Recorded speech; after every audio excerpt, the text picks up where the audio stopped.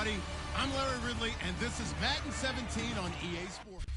All right, thanks, Larry. EA Sports coverage of the NFL brings us to the heart of Texas and NRG Stadium in Houston. We count down to kickoff in what should be an epic one here between the Pittsburgh Steelers and the New England Patriots. We begin the next half-century of Super Bowls to a strobe of flashes. Super Bowl 51 from Houston is underway. And he'll take it up past the 25 to the 26-yard line.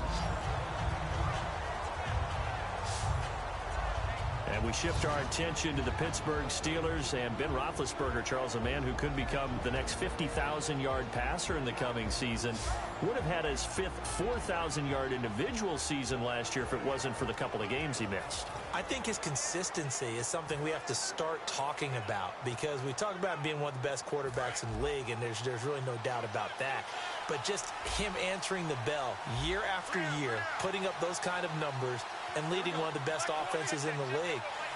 Also, remember Big Ben as a younger quarterback, moving out of the pocket, taking the hit. There he goes, left side, the 20.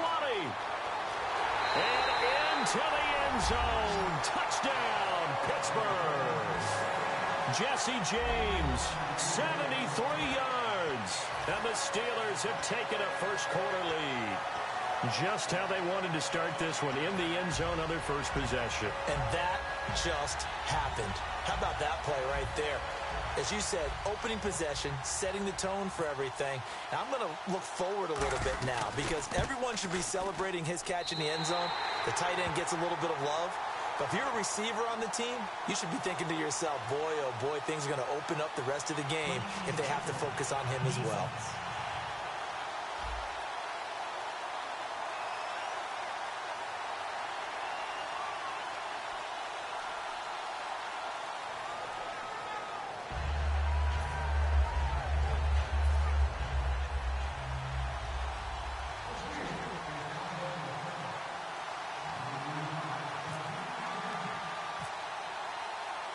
Boswell now to kick it away after the touchdown. And this will be a touchback as that sails over the end line. So here come the Patriots now on offense. And taking the field tonight for the record 7th time in a Super Bowl, Tom Brady. He desperately wanted to get to Super Bowl 50, didn't he? I mean, he grew up in Redwood City, and that wasn't terribly far from Santa Clara where that Super Bowl was held. But he doesn't care right now. He's in another one. What is this, his 7th? 7th. Isn't that just hard to believe? Unbelievable. And he has a chance to get a second Super Bowl title in the same city. He did it once before in Houston against Carolina. Brady now on first down. He's got time in the pocket. Looking for Gronkowski, and it's intercepted. A great read, and it's picked off. And he's able to take this one back to the 36-yard line. Well, we can easily say what a start defensively. First quarter, and the defense already got in the lead before they even stepped on the field. And now they come up with an interception on the very first play they're out there. If they can turn this into points, that would be an absolute dream start to this game. The Steelers offense now, they get ready to head back on the field. And last time the formula was pretty simple. One play drive, long pass. That maybe they just want to do that again, right? And that's exactly how you want to draw things up. Whether it's on your grease board, right, in your playbook, one play drive is exactly what you want on offense. What they have to be careful of is not having a letdown. It was real easy last time. They can't expect that going forward. Yeah, we'll see if it's that easy here. Brown finishing 2016 with over 1,200 yards, 106 receptions. Now, for him, you know, people were expecting maybe some bigger numbers, Charles. What did you make of Antonio Brown's season? Well, what I made of it is that he started to get more help along the way. Jesse James developed at tight end. Once Le'Veon Bell got into the lineup, he started to catch passes out of the backfield and ate up a few numbers as well. So Big Ben had more targets to throw it to. That should help Antonio Brown going forward in 2017 because he'll still be the primary guy. But when you get help, boy, you can make bigger plays downfield. Brown, the lone receiver left. A fake to Bell. Now it's Roethlisberger. Under a heavy rush, and down he goes. Shea McClellan coming on the blitz. He gets him for a loss of 7. Man, he got in there so quickly, Charles. What could the offense have done to adjust and account for that? But what you're hoping is that you figure out and you see and get a clue that maybe there's going to be some pressure coming at you, and you change the blocking schemes. Maybe you go to max protection. The biggest ones, maybe you bring your running back in to try and keep you clean. But in that case, that didn't happen. Zero accountability, and a sack resulted. So the sack means it's 3rd and goal now from the 10.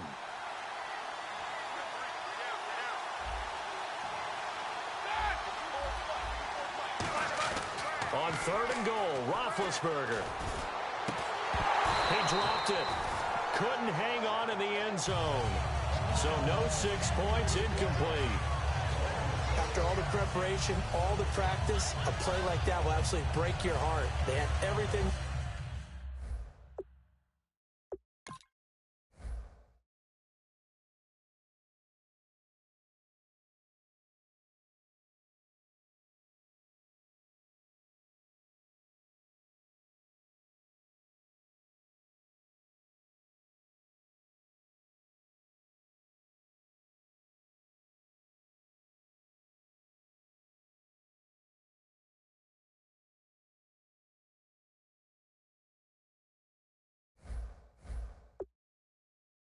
They wanted, just unable to complete it. In the end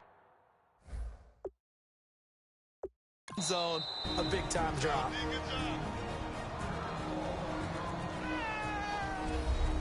So the offensive unit called the TO, and now we are ready to resume play.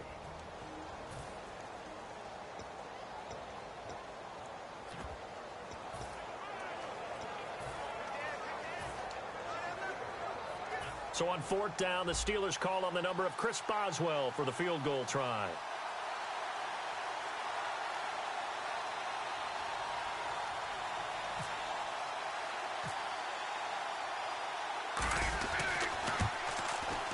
And the former Rice Al Boswell puts this one through in his return to Houston. And the lead moves to 10-zip.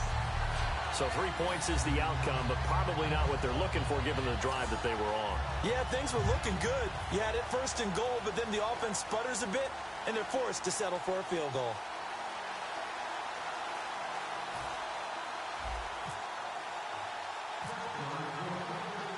After the successful field goal try, here's Boswell to send it away. That'll be taken in the end zone. And a couple yards deep, he'll go to a knee. He won't return it. And they'll take it out to the 25.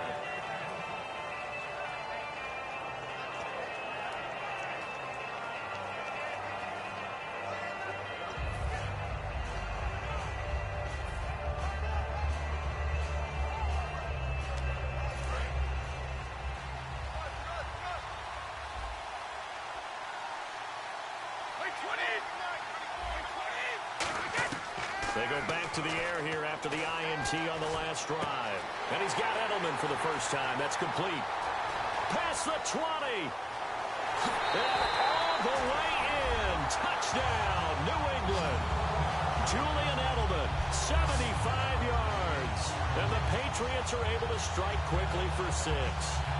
As a fan, is there anything prettier than a well-executed post route? No, it's a thing of beauty, especially when it's done like that for a touchdown. The throw, the catch, and how about the run after to get it to the end zone? And now the pressure gets there, and he goes down. So he couldn't get rid of the football, and that deficit stays right where it is.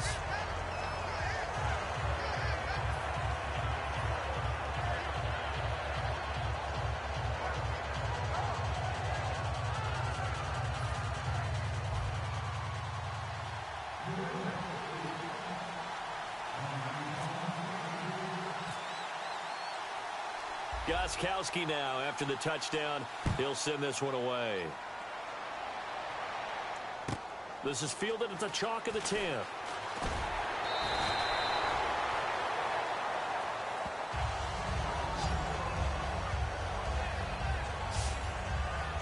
The New England defense gearing up to take the field. And last time out, they gave up the chip shot field goal, but obviously could have been worse than that. I think they felt pretty good about only giving up 3.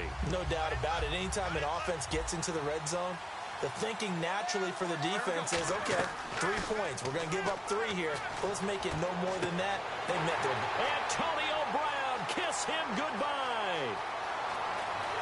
And into the end zone. Touchdown, Pittsburgh. Antonio Brown, 78 yards.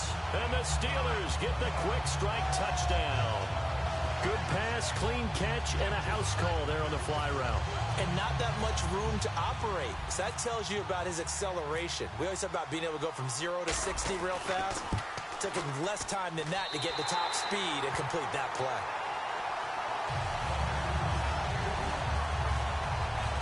They certainly made quick work of that, ultra-quick work.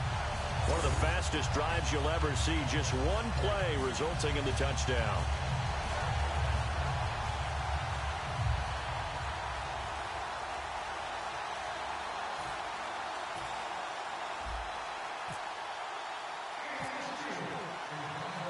Boswell now to kick it away after the touchdown. That'll be taken in the end zone. And it's a pretty good return here as he'll get it up to the 29-yard line. The Patriots offense now, they work their way back onto the field.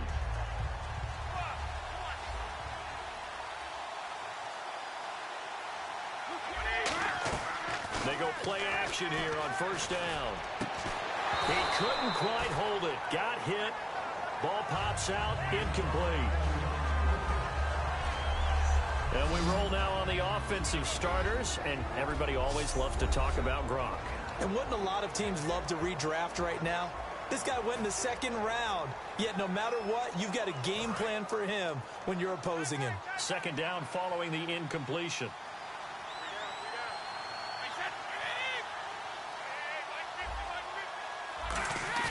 On play action, it's Brady. Trying to squeeze it into Edelman, and it's intercepted. A great read, and it's picked off. And he's able to take this one back to the 36. You don't see this often. A quarterback of his caliber, 2 first-half interceptions. It's absolutely surprising because it happens so rarely. You're searching for what reason, what's going on out there. It's not just maybe the defense is playing well. Is his horoscope off? His biorhythms? What is it? And Pittsburgh getting set to take the field. And following that long touchdown pass, a one-play drive last time, to see if the defense, you know they're ready. They don't want that to happen again. And you would have thought they would have been ready the last time. That's what you work on. And this is caught.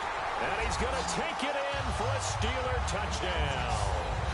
Antonio Brown, his second touchdown of this Super Bowl. And the Steelers find a way to stretch their lead. So they've had 2 drives, and he's had the 2 receiving touchdowns. And how about a game plan where you decide to force feed or feature someone, and it works? First 2 drives, as you noted, end up in touchdown passes. I think they're going to keep going to him until the defense makes any kind of an adjustment.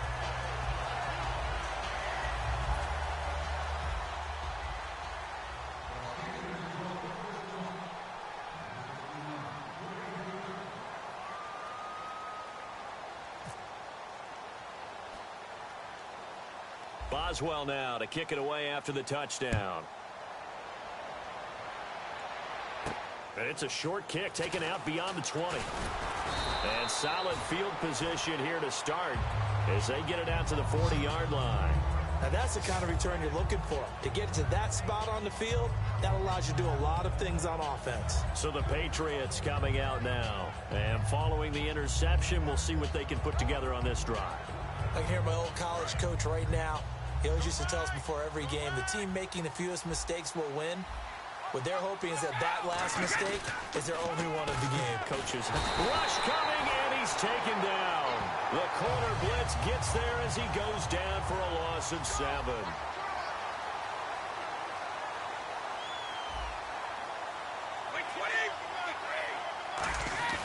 On second down, here's Brady. And that's caught. Did he stay in bounds, though? He did not. Ruled incomplete. And the starting defensive unit here for Pittsburgh. Ryan Shazier ran so fast.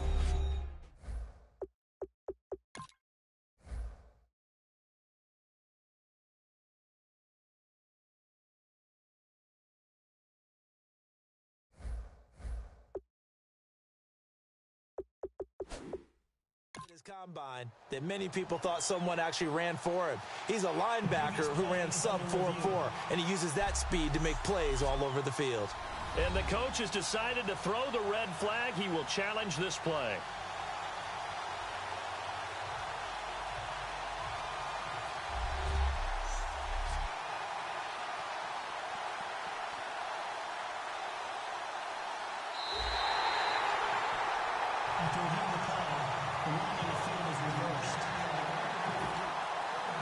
The head coach relied on his eagle eye in the sky to make the right call and was told to challenge it, and it looks like it's paid off. And from a coach's standpoint, when you throw that flag, it's probably a pretty tense moment. Here it pays off. Yeah, you have that little bit of indecision. You throw it where you feel like you're right, and then you think, uh-oh, did I get it right? In this case, they can celebrate. Well, we know he's got the speed there. He needed the speed and the hands. A great catch. And because of that speed, you have to respect it as a defender. So you have to either play off or make sure you're somehow in contact with him. And he's able to do exactly what you said. Use the speed to his advantage and go up and get the football. That's a big-time play right there. Gronkowski may have had to miss a Super Bowl with the injury, but he was active in that parade, and now he's back on the field. And I'll tell you what, something you mentioned to me is that he was a big cheerleader for his teammates, never hung his head through the injury, celebrated with him all the way through the title. We've seen superstars in the past, when their team does well without them, they're happy, but they recede into the background. Right? They get out of the way because it does hurt them a little bit. They do have pride. They want to feel like, hey, without me, they may take a little bit of a step back. But with Gronk, you never saw that. You saw him with him every step of the way, cheering his team on, happy for their success. They went 11-0 without him in 2016, but I know this, they don't want to try it again. No, they want the big fella back. Offense looking to avoid a 3rd and long. It's 2nd and 10. They slot Gronkowski outright. Brady will try again on 2nd down. Over the middle, that's taken in by Gronkowski. The reception good for 7. It's 3rd down. Obviously, this has not been a banner game throwing the football. So what you got to do, you got to kind of down focus, don't you think? Find the tight end, take some easier completions. The interception last drive. There he hits the reliable target. They brought in an extra defensive back here, so probably not expecting a run on 3rd and 3. A good call. And Amendola with a catch. And they get 10 yards there and convert on 3rd. So how do you beat man coverage? First of all, you want to be a superior receiver, but you know something, that guy who's covering you, he's usually pretty good too. So the corner route is usually a great spot to get it done. Into the red zone, it's Brady. Throwing over the middle, and it's incomplete. Unable to get it to Gronkowski that time. And now it's 2nd down.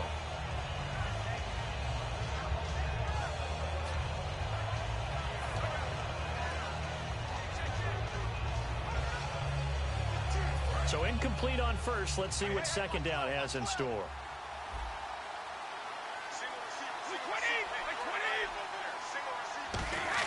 Brady to throw again. He gets it into the hands of Gronkowski. Complete. No gain that time on the completion, and it'll be 3rd down. Well, he caught it right at the line of scrimmage, and before he could even think about advancing it forward, he got hit. Great tackling, because that's what you're taught. Don't give up yards after the catch, and most offenses make a living off of yards after catch. It's hidden yards that may not go into the score sheet, but they count big for moving the ball and stretching the field. Really nice open field tackle. It's always tough for the guys throwing the football when they think they've got a completion and the ball's almost there, and then someone sneaks a hand or two in and bats it away.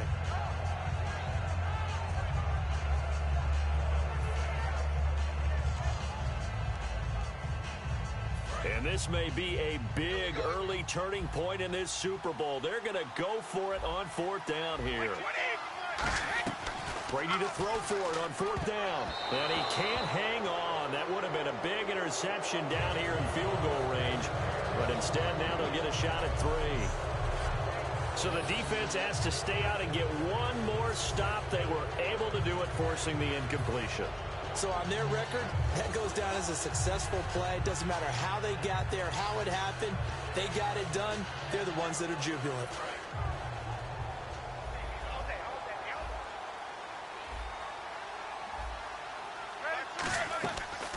play fake here on first down.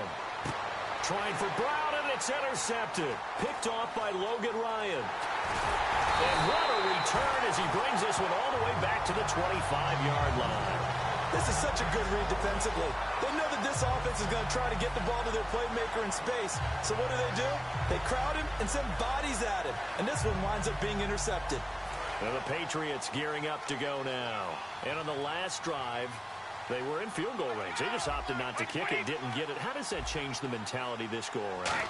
I don't think it changes much for the head coach because this is what he preached. And Brady going to be intercepted a third time. Picked off by Mike Mitchell. And a big turnover there as his guys will get the football back. So that's back-to-back drives where they've thrown an interception. Ordinarily, we look at the offense and say, what's going on with your scheme? Maybe we should look at the defense and just give them a whole lot of credit. They've got them frustrated right now. The Steelers offense now, they head back onto the field. And last time wasn't pretty. One play and an interception. We'll see if they can do better. I want to see if they want to go ahead and throw the ball again now on this drive after what happened on the last one. Throw it on the first play. Give the quarterback some confidence. See what happens. Antonio Brown, the intended receiver. And it's second down.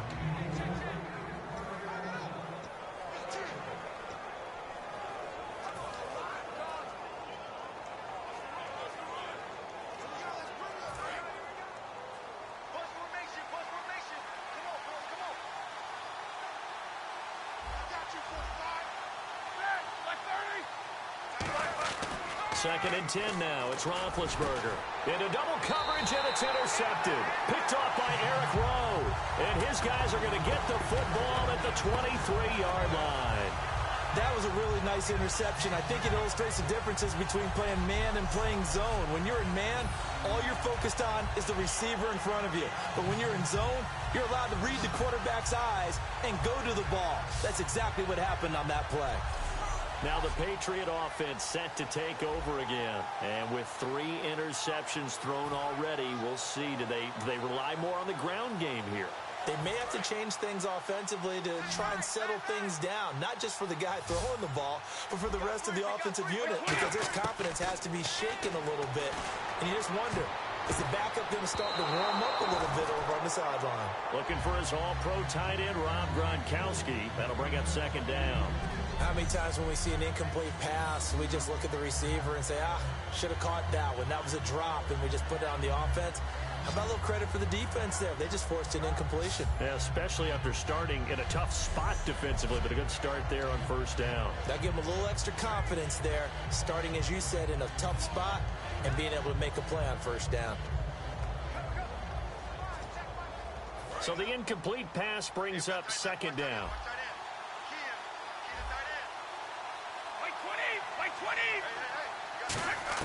Brady to throw on second down. And he'll be hit as he releases it, and that'll fall incomplete. It's a tried-and-true formula, and I don't think it'll change for as long as we play football. If someone's trying to throw the ball and you can put pressure on them and make it tough, that's only going to help your defense. Yeah, he's since being hurried. He got rid of it before taking the hit, but incomplete. Now Brady. And this is caught. It's Edelman. And he gets the first down yardage he needs before he's brought down at the 6. The former 7th-round pick, Julian Edelman, just continues to have such a productive career.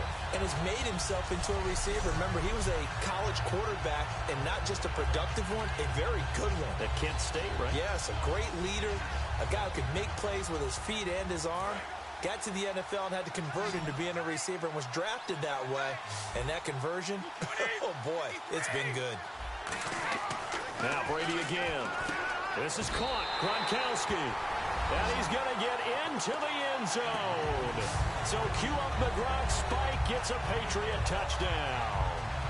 Rob Gronkowski, a 5-yard touchdown. And the Patriots get a score closer.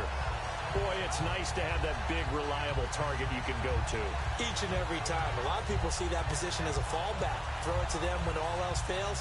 Not at all. This guy can make plays, and that's exactly what he just did. Yeah, play here for a touchdown.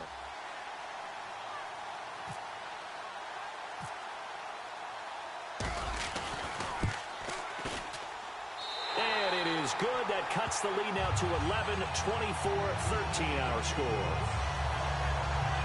So that drive, 4 plays, and it ends with a New England touchdown.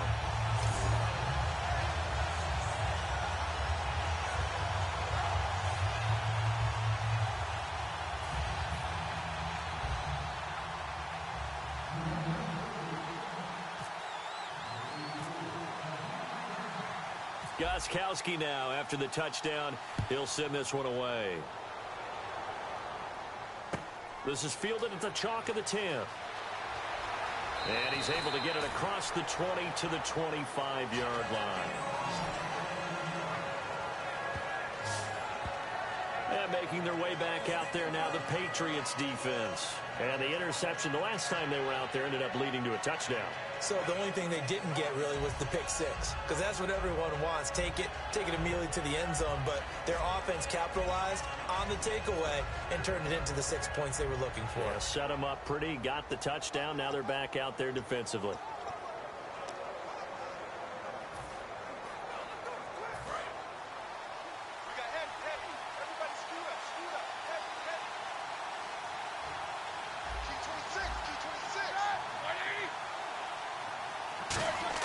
They go back to the air here after the INT on the last drive. A hit as he throws there, incomplete.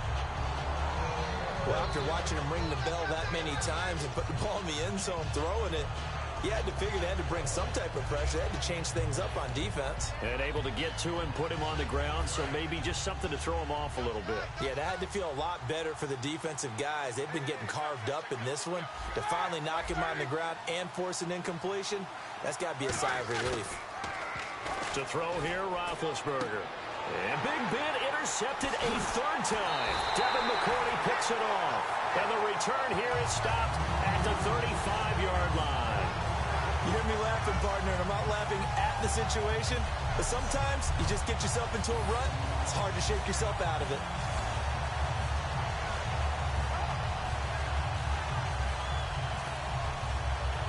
The Patriot offense now set to come back out onto the field. Last time they were out, they scored. Still trailing here, though, so some work to do.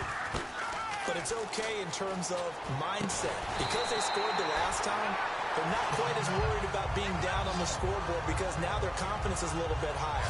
They feel like they've got something going, and they feel like they can attack again and put more points on the board. Are you scoreboard watching if you're the offense, or are you just focused on this drive? We wouldn't be telling the truth if we said that they didn't scoreboard watch. Everyone does it to some extent, but you've got to set it aside right now and just focus on this series. That'll take care of the scoreboard if they punch it into the end zone.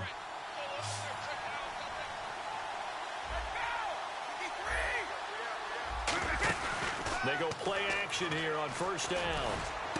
This will be caught at about the 3. And he doesn't quite make it. They do stop him, but he gets it all the way down to the 1. And when you're playing a quarterback with some experience and some moxie, you enter the danger zone when you decide to blitz him, because if he's able to diagnose as he did on that play, he can hurt you downfield. He reads defenses so well, doesn't he? He really does, and the best part about that play for him, I don't think that was his primary target. I don't think so either. I think he had to read, figured out where the blitz was coming from. And he's over the line and into the end zone for a Patriot score. LeGarrette Blount taking it in. And the Patriots are back within a score. Second effort there, he was determined to find pay dirt, and he did. I think that's a great example of what coaches talk about, a back that runs behind his pads, and he uses pads to get him into the end zone.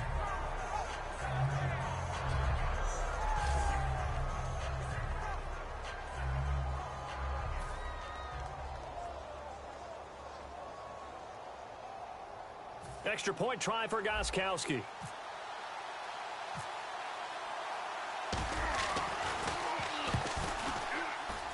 And the lead is down to 4.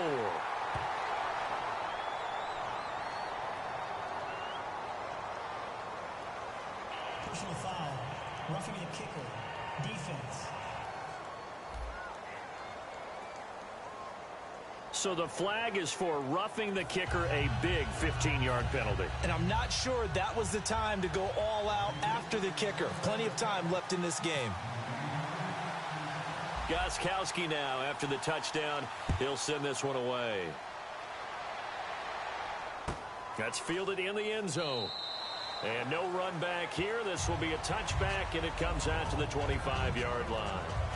And Pittsburgh getting set to take the field. And following the interception, just any interception, are you a little bit more cautious when you start that next drive, or no, you just throw that out the window? I think you are. I don't think that there's any way you can run back out there and go, totally didn't affect me. Let's just go ahead and be loose with the football again. You're going to take care of it, but you have to be careful about being too cautious because now you can't run any offense at all. Still want to attack. We'll see how they attack them here. Trying to shake off the interception from the last drive. He'll look to throw. And that will be caught, but out of bounds. Out of bounds, ruled incomplete here. That was a nice grab. Just couldn't get the feet down, right? You need that toe tap sequence there. Whatever size shoe he's wearing, probably need about a half size smaller to complete that one.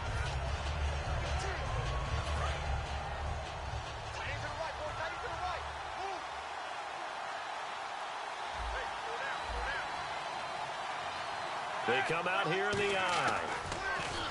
Now Roethlisberger to throw. Looking deep downfield. And this will be caught at the 30. And into the end zone. Touchdown, Pittsburgh. Antonio Brown with his third touchdown of this Super Bowl. And the Steelers get the quick strike touchdown. Brandon, we're not even out of the first quarter yet. And that's his third receiving touchdown of the game. Tremendous job, and I think this might come under the heading of when someone has the hot hand, you've got to keep going back to him. And on the defensive side, they better figure something out quickly. Yeah, I think that no matter what, you've got to do something to slow him down. I don't care if it's double or triple coverage. Make someone else emerge because right now he's absolutely shredding him. That drive started on their own 25. 2 plays, 75 yards later, into the end zone.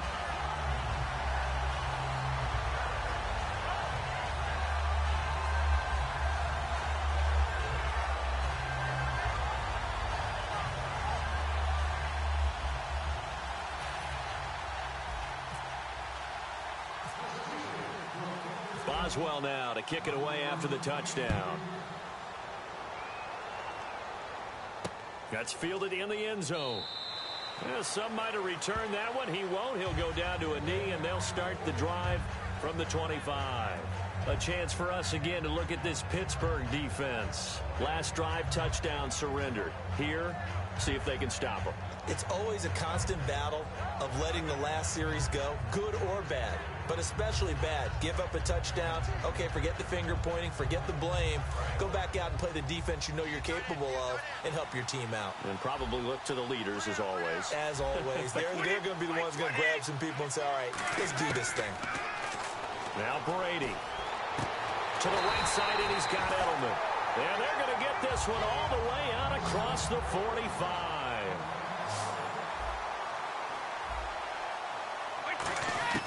On first down, Brady. Amendola catching it left side. And he's brought down. It's a pickup of 16 there, and it'll lead to a new set of downs.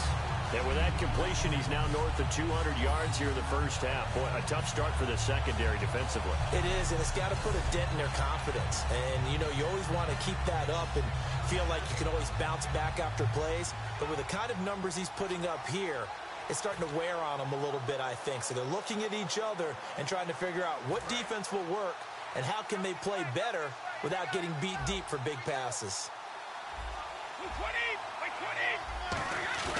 Now a play fake here on first down. And for the 4th time tonight, it's an interception. Picked off, William Gay. And the return will stop right around the 25.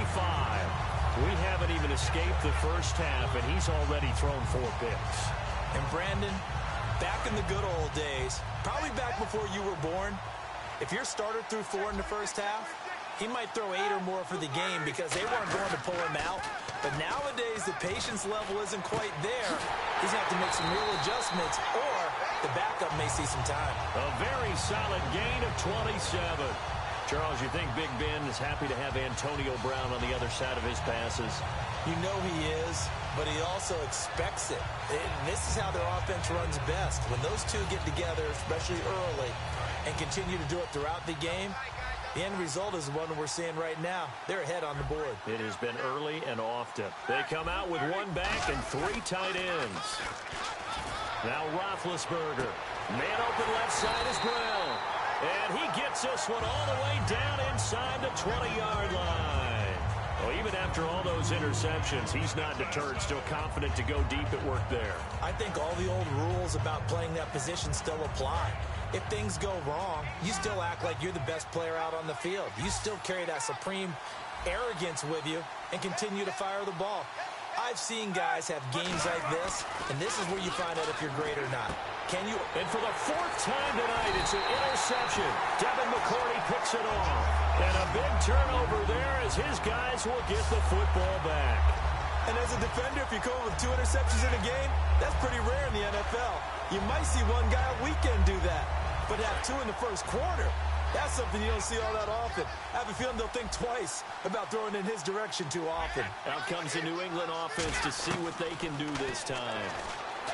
They go back to the air here after the INT. And it pops free. The collision there jarred the ball loose and brings up second down.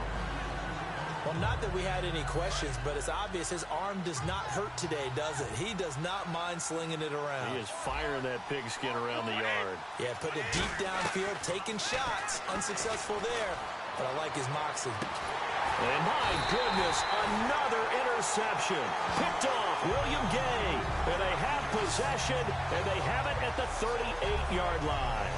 The interception woes, they just continue to mount. He's thrown 5 picks. At this point, you got to be thinking, is it something between the ears? I think a confidence hit does occur once you start getting those numbers up there a little bit. But as you and I both know, it's not always just one guy's fault. Maybe somebody ran a wrong pattern. Maybe some balls were tipped. It could be so many different things. Bottom line, though, it comes back to the guy throwing them. They come out here in the eye. Trying to shake off the interception. He'll look to throw. And it's knocked away and incomplete. I guess they figure with a guy who is that hot downfield, who knows how to get the ball into the end zone, you throw it up and give him every opportunity, even though that one fell incomplete. Yeah, he's already been in the end zone multiple times. Tried to target him again deep there, but unsuccessful. Roethlisberger will throw. And this is caught at the 8. And into the end zone. Touchdown, Pittsburgh. Sammy Coates, 37 yards. And the Steelers are going to add on to their lead. And correct me if I'm wrong, that was just a simple fly route, wasn't it? No, there's nothing to correct at all. You've got it down pat. And I just remember as a player, when I'd be in practice sessions and I'd hear 9 from the receivers, that meant fly route, go, look out. That was the 9, and he just kept going all the way into the end zone for the touchdown. Boswell now to kick it away after the touchdown. That's fielded in the end zone. And the decision to bring it out, a good one, as he's up a yard or 2 shy of the 30. Now the Patriots offense, they work their way back out onto the field.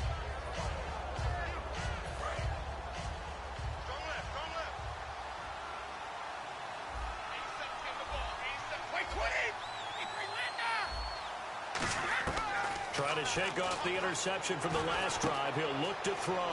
The throw left side complete to Hogan. It's a gain of 11 yards that time, and it produces a new set of downs. And now with that completion, he's north of 200 yards here in the first half. And he's going to break our statistician, Marvin, isn't he? Because Marvin right now is just tallying it up. Hope his hand doesn't hurt too much doing this, or he keeps hitting the calculator. But my goodness, what a start he is off to. By the end of this game, he could have monster numbers. He just wants to continue to be accurate. Now he's going to go up top over the middle. He couldn't quite hold it. Got hit. Ball pops out. Incomplete. On every offensive coordinator, every play caller sheet, they have about 5 or 6 plays per game that they call shot plays or big plays, and you don't get many opportunities to dial them up, and they just did, and they dropped it with a great chance to make a big play. That's going to hurt. Now Brady. Pressure comes, and the Steelers take him down. They'll wind up losing 10 on the sack, and it'll lead to a 3rd and long. And I know it seems like we say this a lot in broadcast booths, but a quarterback can hold on to the football too long in these situations. I think he did right there. Oh, I agree with you totally. Sometimes you have to understand situations. Get rid of the football, save some yardage to make it less to gain for the next down. Instead, he was so hipped on ball security, he held on to it and took a big sack. Over the middle, Julian Edelman. It's complete. And he's taken down, but not before getting this across midfield and just shy of the 40. Usually hitting a deep post pattern, as we just saw there for a big gainer, that's tough to do because you usually have a safety or two in the middle of the field. But if you hit enough crossers and underneath routes and curls, start to get those guys creeping up, wanting to make plays on the football. It's the equivalent of a changeup in baseball. You show your other stuff, throw the changeup, and on that play, it worked for big yardage. Goes right side, complete to Gronk. And he'll get this one down near the 20-yard line. Ah, yes, Brady to Gronk. You think these two are in sync? Without a doubt. And look, they both understand what they can do for each other. Gronk knows if he gets open, the ball's going to be there. And Tom Brady knows what a great security blanket Gronk is. When all else fails, you find big 87. Now a play fake here on 1st down. That's going to be knocked away and incomplete. Malcolm Mitchell out of the University of Georgia was the intended receiver. And that'll bring up 2nd down. Well, they decided to air it out a little bit on that play, take a shot downfield, but the coverage was really nice. Able to get a hand in and tip it away. Brady will try again on 2nd down. Pressure applied, and he's going to be taken down. They sack him back at the 33-yard line. 7th play of this drive coming up, but a long way to go on 3rd down.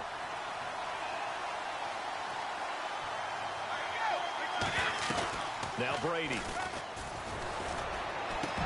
And that is incomplete. Gronkowski the intended target. And now it's 4th down. Oh, man, for him to be that wide open and drop it. Sometimes you have just too much time on your hands, right? You end up thinking way too much, and your hands get shaky. And yes, he's a tight end, but that's a catch he should have made.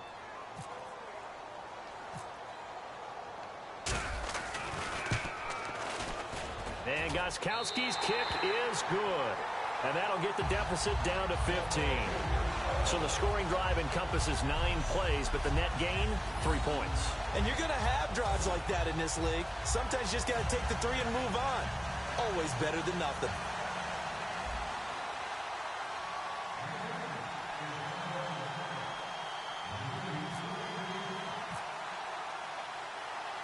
Gostkowski now converted for 3. Now he'll kick this one away. This fielded at the 2. And good starting field position. He'll get this one all the way up to about the 35-yard line. And Pittsburgh getting set to take the field. And they'll just simply be looking to build off the confidence of the last time out where they scored a touchdown. And confidence is powerful, isn't it? When you've scored once, you feel like you can go back out there and get it done again. Doesn't matter what the defense throws at them. They feel like they're in a groove right now, and they want to get out there and show it. Yeah, hoping to stay in that groove here this go-around. He's got his man on the crossing route. A good pickup there. 8 yards on the first down completion. Seeing that play and understand just how tough it is to cover tight ends, especially the ones running around the NFL nowadays, makes me glad I didn't make it in that league. I would have had a really difficult time. But now you get to sit up here with me. Yeah, and that's fun, isn't it? And what a really nice game right there on first down for them. Brings up a nice 2nd down for them.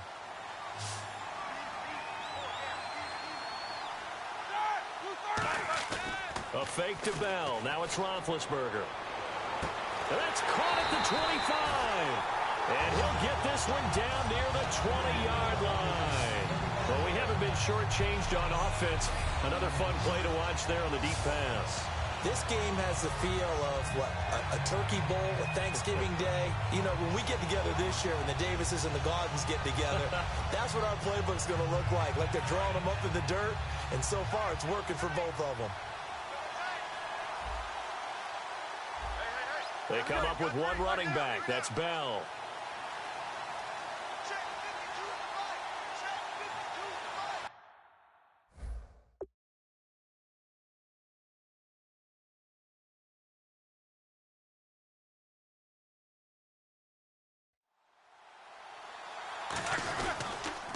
Now the first carry for Le'Veon Bell. And he's going to lose yardage and be backed up to the 25. It's a loss of 2 there, bringing up second down. So, Brandon, when this offense gathers together to watch tape for this game, they're going to be feeling pretty good about themselves until the coaches get upset about the play we just saw. But you know their defense is going to be. But we put up big points all game long. The defense is going to win one every now and then.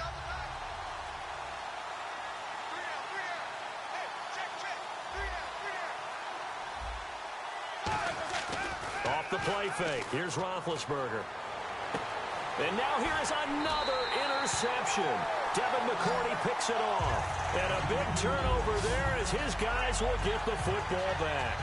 And that gives him now 3 interceptions in the game. Well, someone's locked into what they're trying to get done in the passing game. When was the last time we had someone get 3 in a contest? 2011, wasn't it? Kurt Coleman. Oh, yeah, that's then right. With the Eagles. That's right. He's then with the Eagles, and I believe it's against Washington and Rex Grossman. That's correct. And now out come the Patriots. Throwing now is Brady. And tough to win games if you're going field goal here. They got field goal last time. Now they'll be looking for a touchdown. They're looking for the big chunk now because, as you noted, the field goal way of doing it makes it that much harder. It puts more pressure on every possession for you now. Go ahead and get 6 and feel a lot more comfortable about the position they're in. Bigger chunks. We'll see if they can get the score. Throwing on first down is Brady. To the right side, and he's got Edelman. A good pickup there, 26 yards. So the defense blitzed. A nice job picking that up, completing the pass.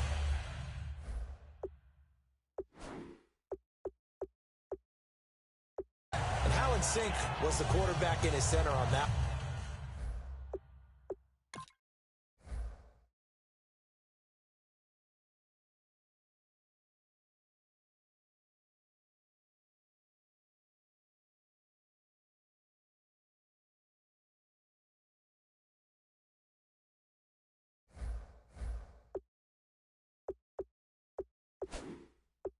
Play.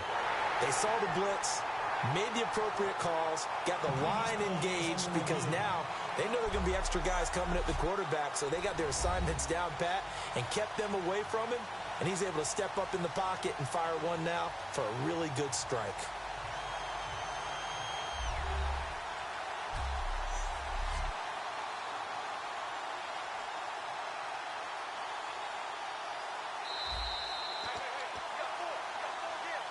After reviewing the play, the ruling on the field stands.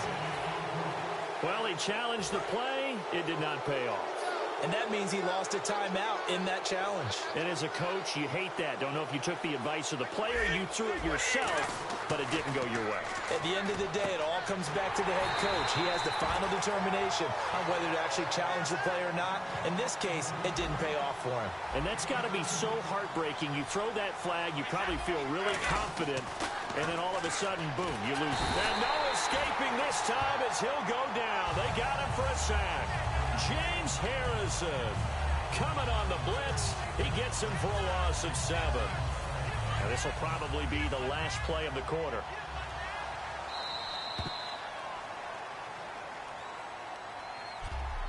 So 1 quarter down here in Super Bowl 51. Plenty of scoring here already. You're watching the NFL on EA Sports.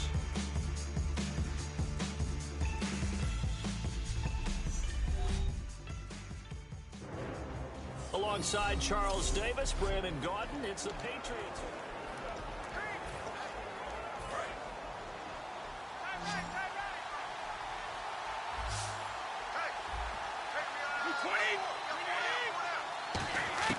Now Brady throwing on second down.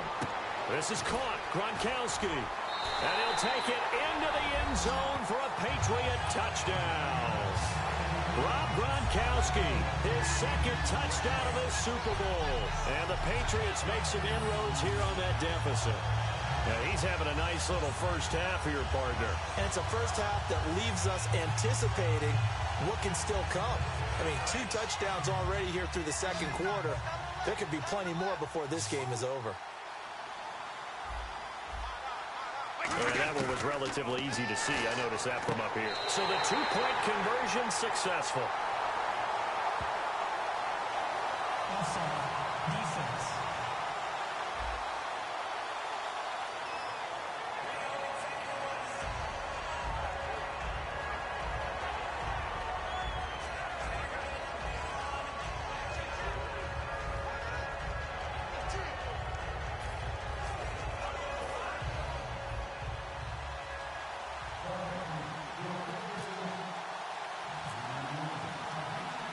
Gostkowski now, after the touchdown, he'll send this one away.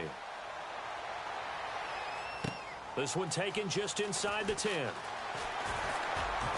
And he'll be brought down at the 23, make it the 24-yard line.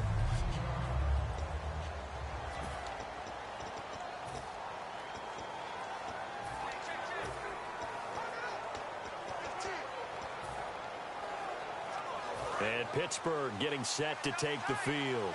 Looked like they had something going last drive. Then the interception happened. Will they recover? The memory they need to keep with them. And my goodness, another interception. Picked off by Logan Ryan.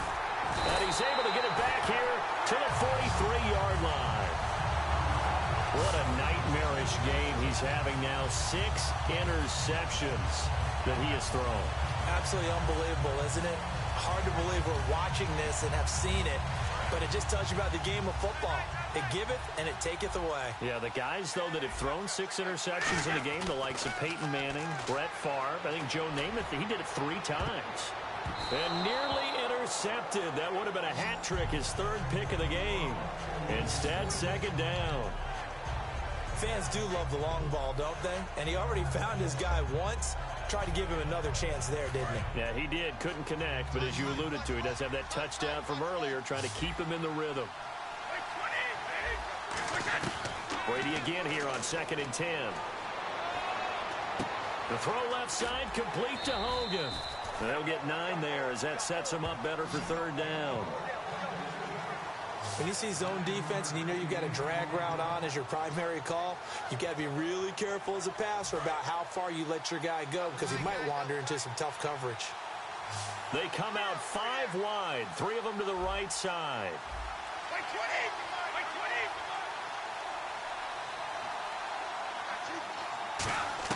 Brady to throw on 3rd and 1.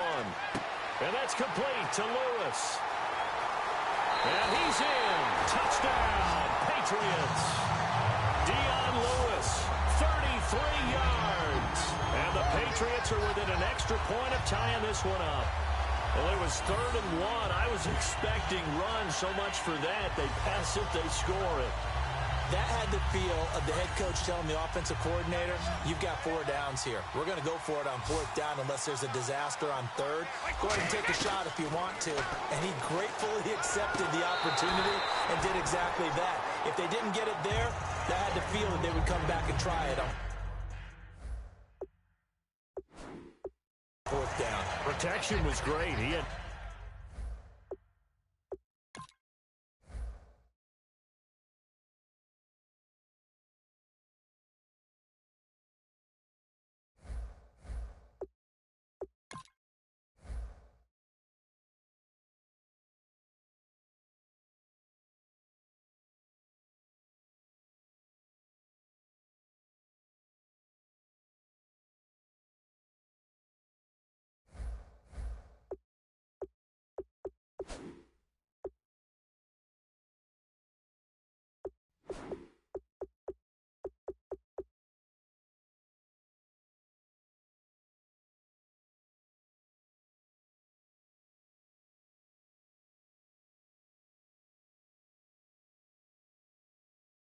Time to set up a campsite, but in the secondary, though, they were ready. And I think that in most places on the field, if you have that much time to throw the ball, someone's going to shake free and you'll find an open receiver.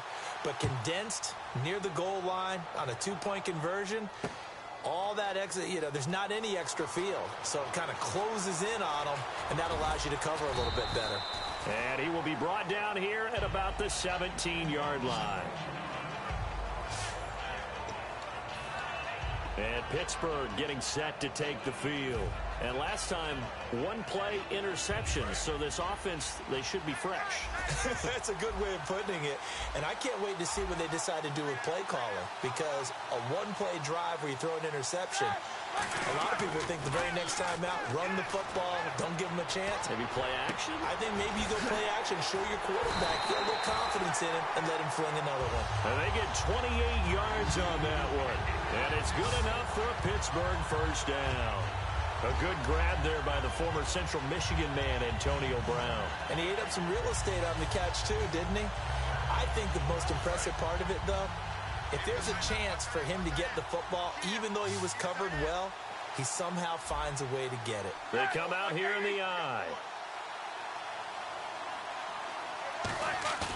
They go play action here on first down. And no escaping this time as he'll go down. They got him for a sack. These strong safeties, some people may not realize it. It's really like an extra linebacker, right? It really is, because they're hybrids. Half linebacker, half defensive back. The linebacker in him on that play emerged.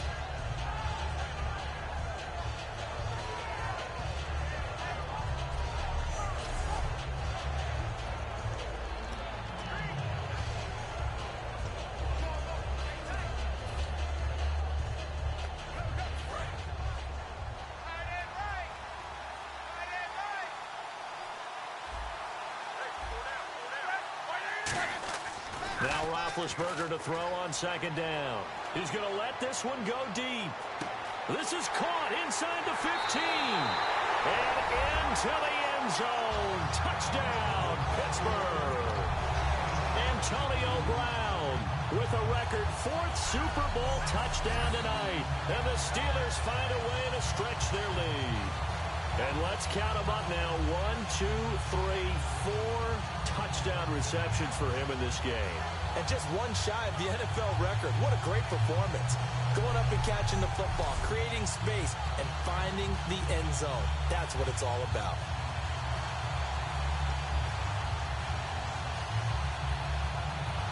Boswell for the extra point.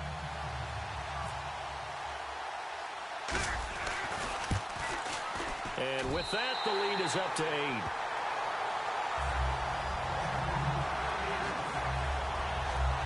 The drive there only spanning 3 plays. And it ends with a Pittsburgh touchdown.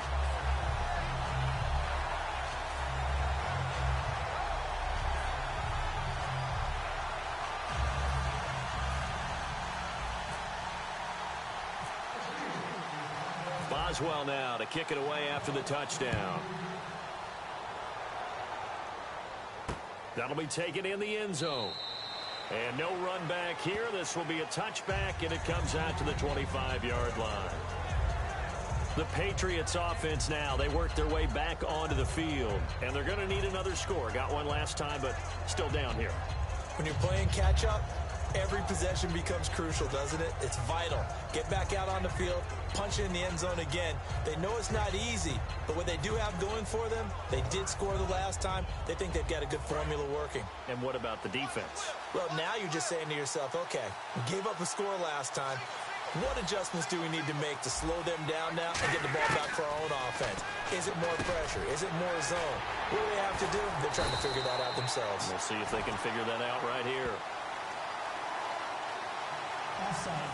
Defense.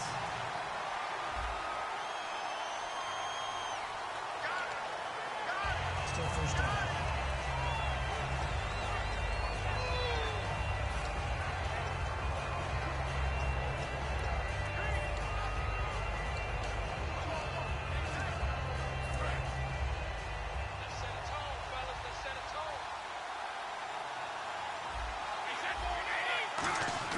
Now Brady. Quickly to Gronkowski. That's caught. It's a pickup of 6 and good enough to move the chains. When you execute a drag or a crossing route really well and give them a chance to let it develop a little bit, you can gain some significant yardage hitting your tight end on that one.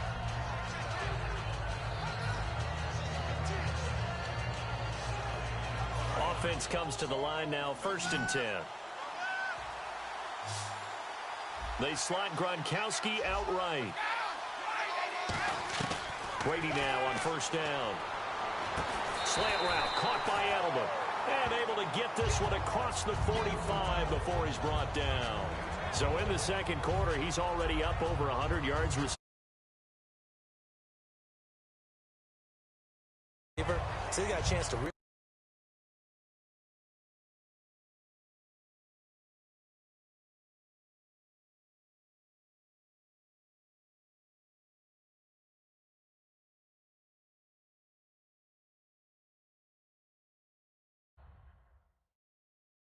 shatter that and have a profound effect on this.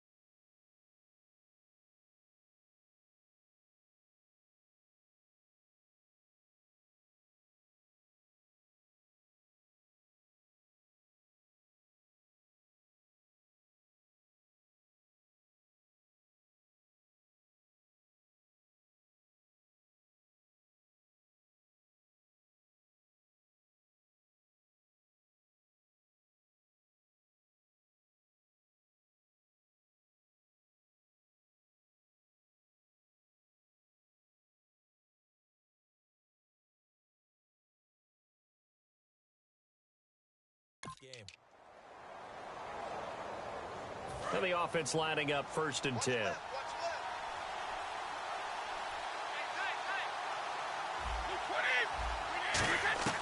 On 1st and 10, here's Brady. He gets it into the hands of Gronkowski, complete. And taking it across midfield and just shy of the 40. Give him 13 on the pickup there. And it gives the Pats a 1st down.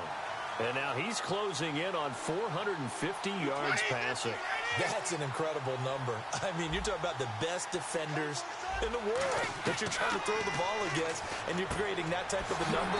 Fantastic job, fantastic performance. And he's going to have to ice up his arm afterwards, too.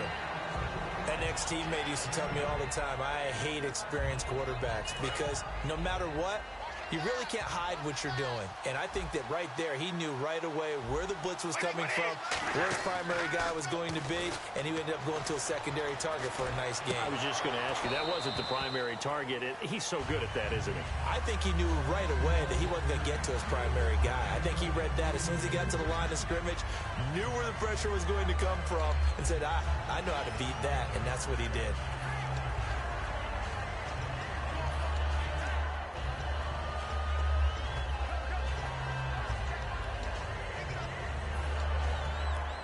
And the offense looks to pick up the first here on 3rd after that incompletion.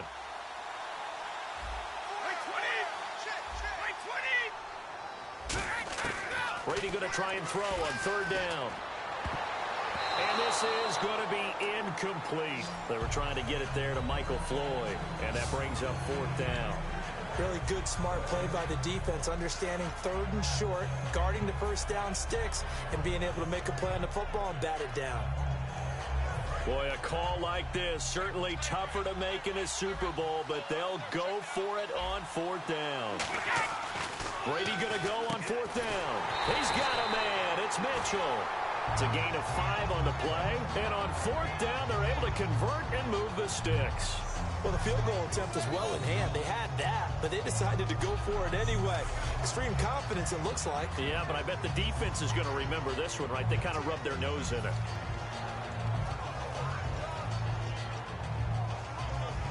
offense walks to the line for play number 7 of the drive.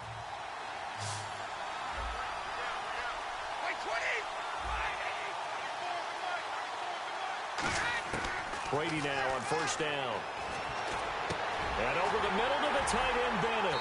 And down inside the 15, shy of the 10. It's a gain of 17 that time. And it'll be first down, New England. And on that last play there, he's over 400 yards passing now. You know what that generally means? Success. That, and it means you really didn't miss opportunities. Usually very accurate. The ball. And he'll take it into the end zone for a Patriot touchdown. Rob Gronkowski with his 3rd touchdown of this Super Bowl. And the Patriots move back within a couple of the lead. So not only is that his 3rd touchdown catch of the game, he's done it here in the first half. I'm not sure defensively what they're going to come up with to slow him down, because already we're seeing him run past, over, through guys in order to make these catches. And being able to try and shut him down at this stage of the game, it's going to take a lot of effort. So maybe it'll open things up for some other people. Well, they better figure something out, and soon.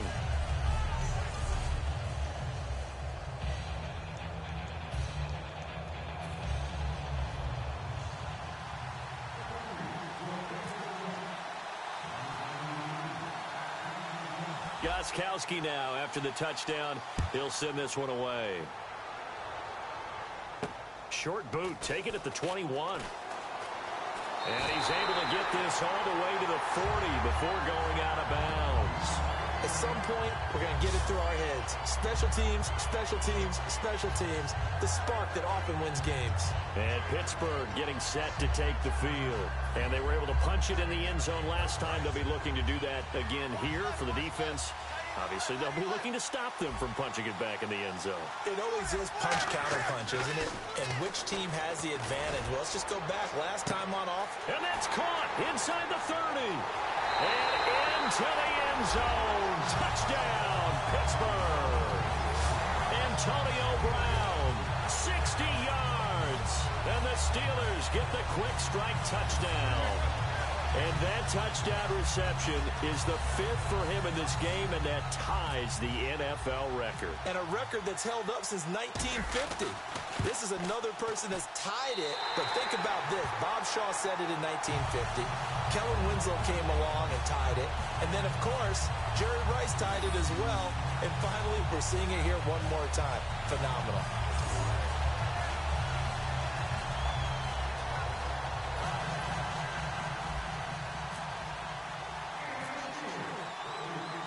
Boswell now to kick it away after the touchdown.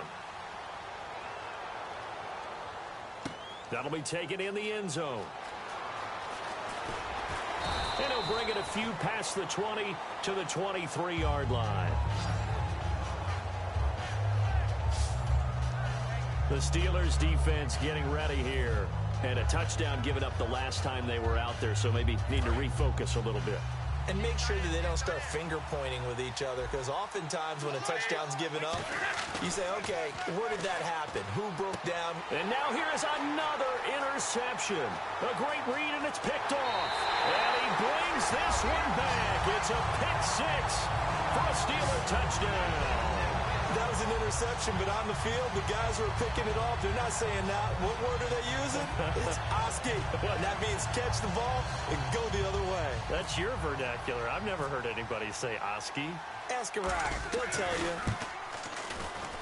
And that will make this a 16-point lead. So the defense creating some points, not only getting the interception, but then returning it to the end zone for the pick 6. So they throw the pick 6. They'll get another shot at it now as this one's in the air. That's fielded in the end zone. And a pretty good return here. He'll be stopped just shy of the 25 at the 24-yard line. The Steelers defense getting ready here for this next possession.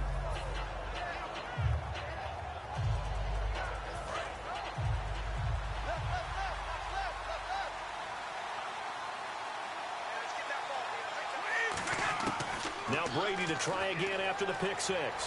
He's going to fire one deep, middle of the field. He's got a man, complete. And he takes it down deep into Pittsburgh territory. A big play there for New England. 57 yards. Coaches really don't care from what position they get this, but run after the catch ability, rack ability, is often the difference between winning and losing and changing field position.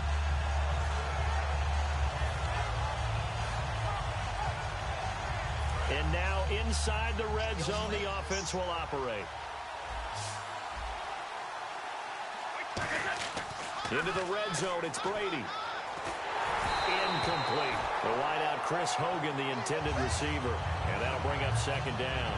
And that was incomplete, but I don't know how much of that falls on the quarterback. He was pressured. Brandon, the rush showed up so fast, the quarterback had no chance to get the ball downfield.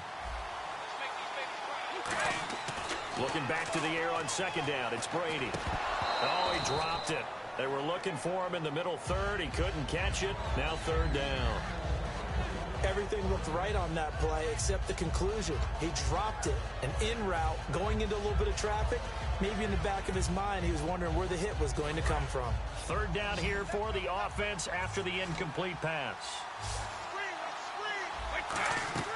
On play action, now Brady. And complete on the right side to Bennett. And he's got the first down as he gets it to the 8. It's a good gain of 11, sets him up first and goal.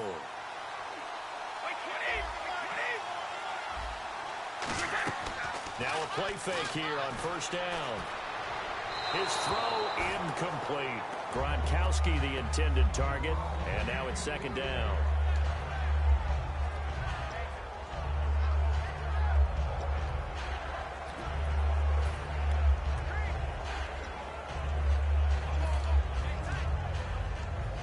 Second down here after the incomplete pass. They come out 5 wide, 3 of them to the right side. Now Brady again, and he's in. Touchdown, Patriots. Danny Amendola, a 7-yard touchdown grab. And the Patriots get a score closer. As a former DB, you might not like to see that, but from a wide receiver's perspective, those are the plays they dream of. Correct on both counts, all right? Because once he took off, I mean, let's face it, that should have been done in Big Sky Country. Aren't any speed limits out there?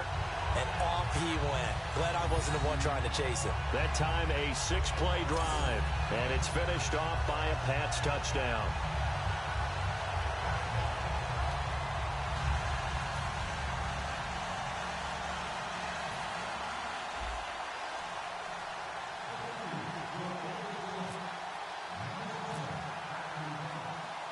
Gostkowski now, after the touchdown, he'll send this one away. That'll be taken in the end zone. And he won't return this one. He'll go down to a knee, and they'll start at the 25. And Pittsburgh getting set to take the field. And that recipe on their last drive that resulted in a touchdown looked pretty good, so they'll be hoping to do that once more. It takes me back to when we sat with the offensive coordinator and the head coach. They felt pretty good about their game plan and thought there were some holes in the defense, and they exploited them the last time out. Let's see if they can come back and put together a similar drive. And we'll see if they can do just that. Man open left side is Brown. He got 29 yards that time. And one of the underrated aspects of Ben Roethlisberger's game is his ability to actually throw the football. We hear so much about his movement and escaping the pocket. Ben can step back there and fling it, and Antonio Brown is usually there to catch. We've really seen their chemistry develop, haven't we? Yes, we have, and it's been really, really fun to watch. To throw here, Roethlisberger. Throw left side is complete to Rodgers. Give him 9 there on the first down completion. Never make the mistake that the slot receivers, especially the little guys like we're watching here, are just quicker than fast. A lot of them combine quickness and speed, and they catch a lot of footballs, as we just saw there.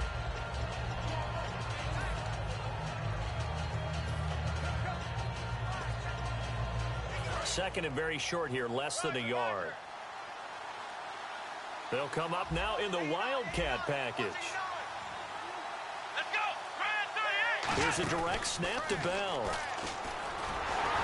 And this time not quite to the 30. It'll be down at the 31-yard line. They get 6 on the pickup there as the drive will continue. In 12 regular season games this last year for Bell, averaging over 150 yards from scrimmage. First 2 games in the playoffs were great, but, you know, getting injured in the final game probably leaves a bad taste in his mouth. Leaves a bad taste, gives him fuel for the next season, though, because remember, for the last few years, he hasn't been able to play a full season for various reasons. Now, going into next year, imagine those numbers over a 16-game season and heading into the playoffs. Le'Veon Bell can set new records. I don't even know what to say anymore. I mean, I've lost track of how many times he's been in the end zone. This is just flat unbelievable. Doesn't matter whether you have an abacus, a calculator, just old-fashioned pencil and paper trying to total it up. The number is staggering. What a performance. This man knows how to find the end zone and make it count. Extra point now by Boswell.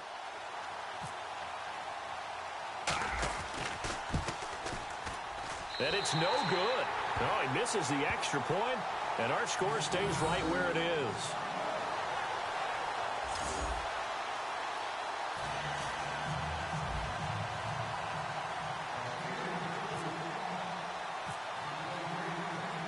Boswell now to kick it away after the touchdown.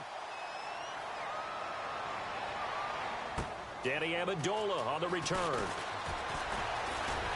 And they'll have good starting field position as he's up just shy of the 40. And now here comes the Steelers defense once more. See if they can regroup a little bit. They gave up the touchdown last drive. And you know, from our meetings with coaches all across the league, one of their pet peeves, when teams get down, a lot of these guys now, they want to treat it like it's a video game or something. Hit reset. Let's start over, coach. Now the first 2 series, they don't even matter now. Let's play again. That's not how it works. You're down. You gave up a touchdown. You can't do it again. You have to dig in, grit it out, and fight it out. Reset buttons. It's driving everybody crazy. There are no reset buttons when you're playing in this game. Preach, Chucky. Preach. Here's Brady. And right side caught Hogan. And he's going to get this inside the 30. Offside. Defense. Still first down.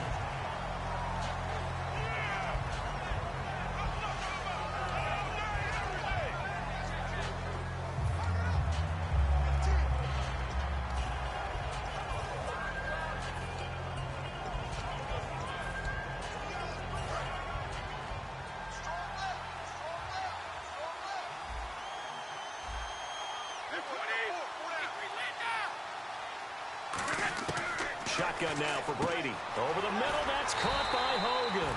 And he'll get this one down to about the 20-yard line. A solid gain of 15 yards, and the sticks move. I know many people like to throw to the tight end, maybe in a little flexed out position because he creates mismatches with his size. But slot receivers do the same thing with their quickness, their speed, and their route running savvy. Into the red zone, it's Brady. And this is caught. It's Edelman. And eventually stopped just shy of the goal line right around the 2. This offense is in rhythm now, just accumulating first downs and moving the ball downfield.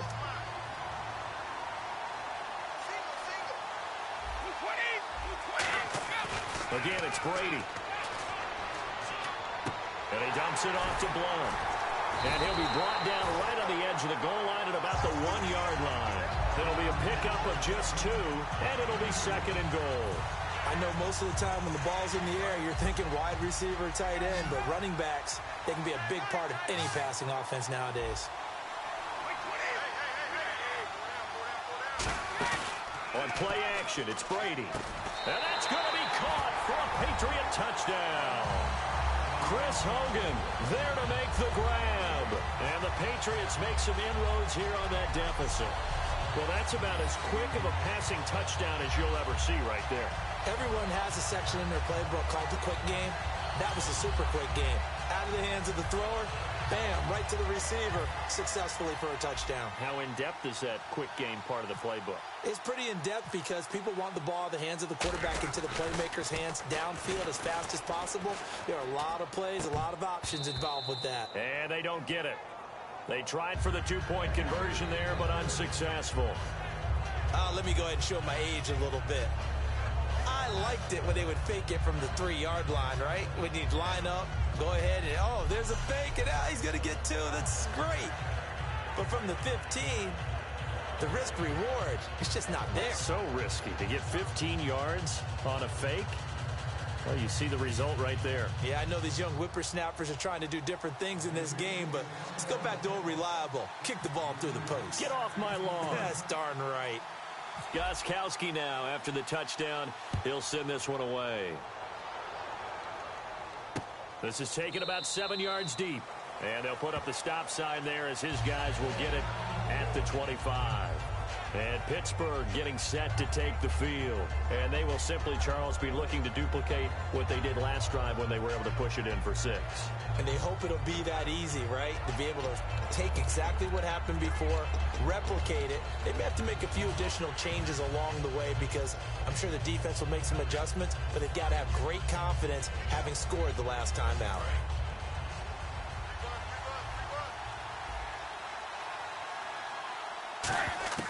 Throwing now, Roethlisberger on first down. Throw left side is complete to Rodgers. Give him 9 there on the first down completion. He went in route there from the slot for the completion. Love how he runs his routes because it's all setting up your defender. Give him a little something one way, take it the other way. Head and shoulder fake. Sometimes you make one step to the outside, then break it inside. Really well-run route. And nothing doing. He's immediately taken down at the line of scrimmage. No gain on the play, and now they're faced with a 3rd and 1.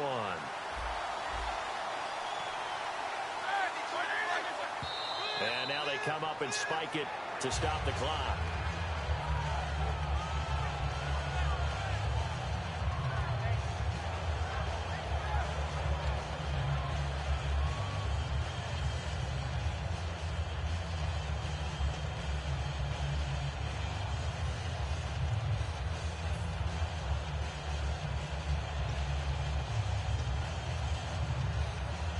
The Steelers call here on the Aussie, Australian-born Jordan Berry now to punt this one away.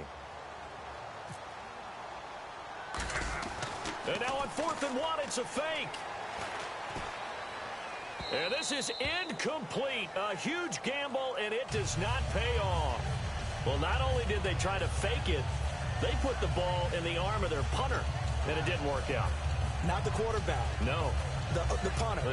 Yeah. Risky. And it's so funny because when it works, genius. When it doesn't work, not so smart. Not so genius. In this case, not so genius. I do admire that he went for it. Now a play fake here on first down. And he finds a man with a crossing route. They get 17 down to the 17, and it's a first down. Love the call by the offensive coordinator, recognizing the situation very well, calling for the play-action pass, and completing it.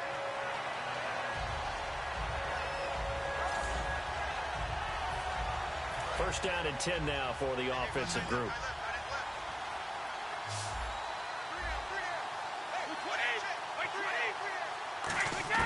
Throwing on first down is Brady. And no escaping this time as he'll go down. They got him for a sack. Bud Dupree in there to make the sack. He buries him for a loss of 10. And plays like that really hurt play calling. They had a really nice gain on the previous play, but gave about half the yardage back on the sack. Excellent pressure up front. Nowhere to go. And he'll take it into the end zone for a Patriot touchdown. Chris Hogan, his 2nd touchdown of this Super Bowl. And the Patriots have cut it back within a score. I know Paul Revere talked about by land or by sea, right? You know, 1 by land, 2 by sea. He didn't mention air because right now we're seeing a big-time performance, aren't we? That's 2 touchdowns so far in this game. Where'd you pull that one from? And, you know, every now and then I actually listened in history class. And you're just a scholar all the way around. You're reading all the time. I like that you fit that in the broadcast. You know, I just grab a nugget when I can. scoring summary. 3-play drive. And it ends with a New England touchdown.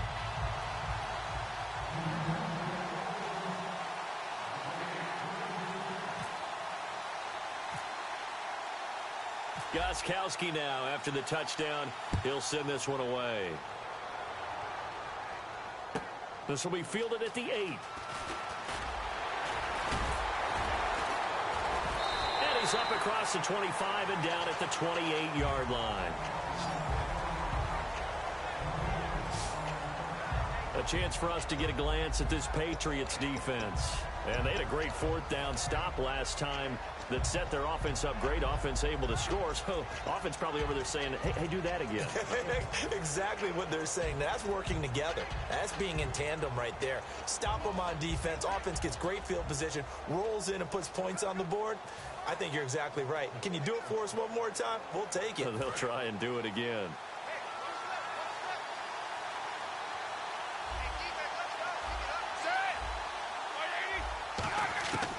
Roethlisberger on first down. And my goodness, another interception. Picked off by Dante Hightower. And his guys are going to take over at the 34-yard line. The number 7 usually lucky here. Not for him. 7 picks he's thrown in this game. That's only happened 6 times since 1960.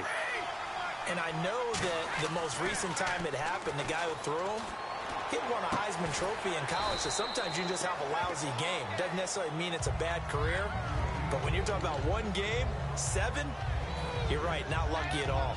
Yeah, Ty Detmer, the last to do it in 2001, to throw 7 picks. Brady to throw on second down. And now here is another interception. A great read, and it's picked off. And a big turnover there as his guys will get the football back. And that's now the second time he's picked off a pass here in the first half alone. Again, another great read defensively. And you just see him get in the right position to make the play and get his guys the football back. The Steelers offense now, they get ready to head back on the field.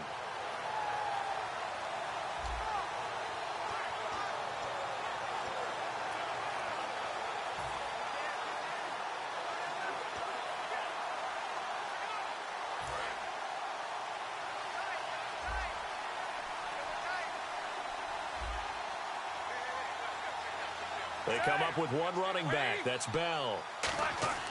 After the interception, here's Roethlisberger. He was trying to find Ladarius Green there as tight end.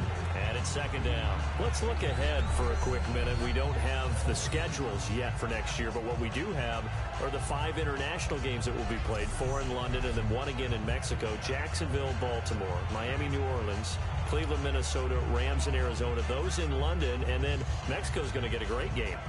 The Raiders and New England. Yeah, you're exactly right. And just think about the ones in London. Remember, they're splitting them between the 2 different stadiums in London, so they get a different flavor in all of these places. In Mexico, for the 2nd straight year, the Raiders are coming to town. That should be a whole lot of fun. Should be a ton of fun and a very good matchup. And he can't hang on. He had a good shot there for his 3rd pick of the game. Instead, it's 3rd down.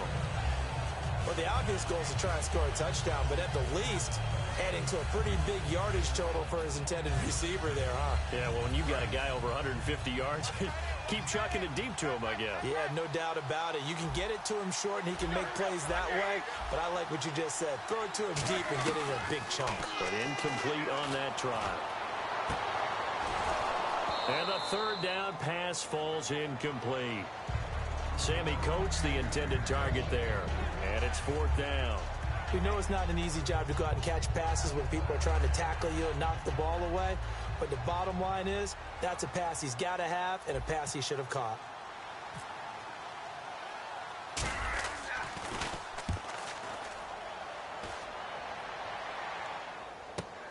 This is fielded at the 27. Good blocking there, nearly sprung him. As it is, it'll go as a 19-yard return. And the offense will take over with a new set of downs. So the Patriots coming out now.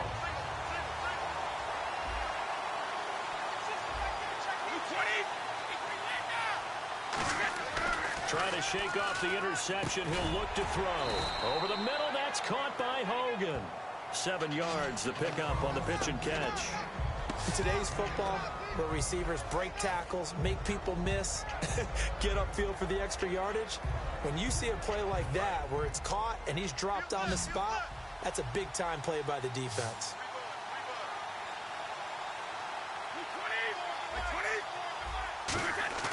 Now a play fake. Brady. Oh, the ball comes out on the hit, but they'll say it's incomplete. Danny Amendola, that was the intended target, and it's 3rd and short. Well, the pressure, the hits, the sacks have been coming at him all game long. I'm frankly surprised that they haven't found a solution yet to create more time for him to throw it or maybe change what they do on offense. And that's one of the biggest differences in this game and why they're losing right now. A second bulldozer. Someone just made the highlight tape. 17 yards on the pickup there. The drive will continue. It's a first down. So 2 minutes to go in a wild first half. We're back to Super Bowl 51 after this. A reminder, coming up at the intermission, we'll get highlights of this Super Bowl from Larry Ridley and the crew in Orlando with our EA Sports halftime report. And right side, caught Hogan. And he's taken down, but not before reaching the 10-yard line. And a nice little pass and catch there on the corner route. Set up very well by the receiver with a head and shoulder fake inside before he comes back downhill to his quarterback. Throwing now is Brady. Oh, he had 6 points in his hands there. Couldn't hang on. 2nd down. Receivers work all the time on making sure they catch the ball, haul it into their bodies before they turn and run. A little bit of loss of focus on that play. Offense still needing 10 yards. 2nd down. They slot Gronkowski outright. Brady again here on 2nd and 10. And oh, not only did he drop it, he dropped it in the end zone. Just looking at it from a defensive perspective, when you break the huddle in the red zone, tight end is one of the guys you've got to key on because quarterbacks want the ball in their hands fast in this position, and they want to get it to someone. And in this case, and he's in. Touchdown, Patriots. Rob Gronkowski with a record 4th Super Bowl touchdown tonight, and the Patriots have taken the lead. Gronkowski for the point after. The big fella was the recipient there for that touchdown pass, and it seems like more and more the tight end is the guy you have to worry about most in the passing game.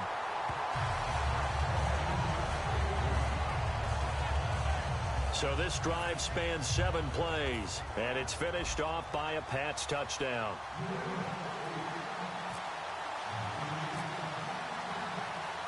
Gronkowski now, after the touchdown, he'll send this one away. This one taken just inside the 10. And a good effort on the return there. Gets him across the 30 to the 33-yard line.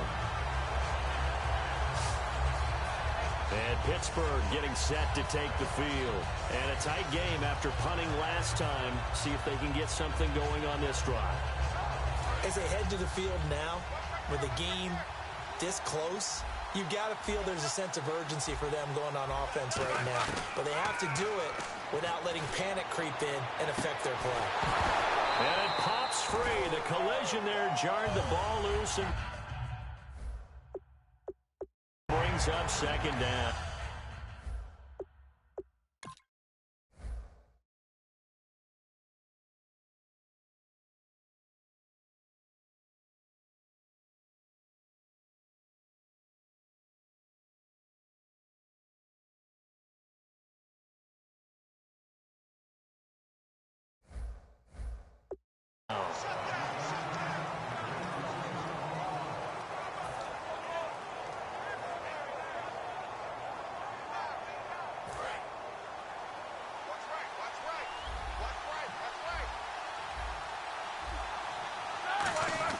Second and 10 now. It's Roethlisberger. He sets to fire deep. Well, this is taken in. It's complete. A gain of 32 that time. Yeah, when I see passes like that, I'm reminded of something you and I talked about yesterday. Big Ben was a wide receiver the first 3 years of high school, sitting behind the coach's son. And then he finally got that opportunity. I think he's made the most of it. It's always the coach's son, isn't it? But you know where it helps him? When he looks downfield, he knows what the receivers are going to do. He actually has wide receivers' eyes when he's throwing the ball. On first down, it's Roethlisberger. That is caught inside the 5. And he's in. Touchdown, Steelers. Eli Rogers, 34 yards. And the Steelers are going to retake the lead. And while that touchdown does not give them an insurmountable lead, it's still a lead, and that always feels good to a team. They'd love to take that into the lockers, but a little time left on that clock, so some work to do. I like that. I like how you're guarding against a letdown there. Marty looking forward. Coaching them up from right up here in the booth. And the lead is now 2.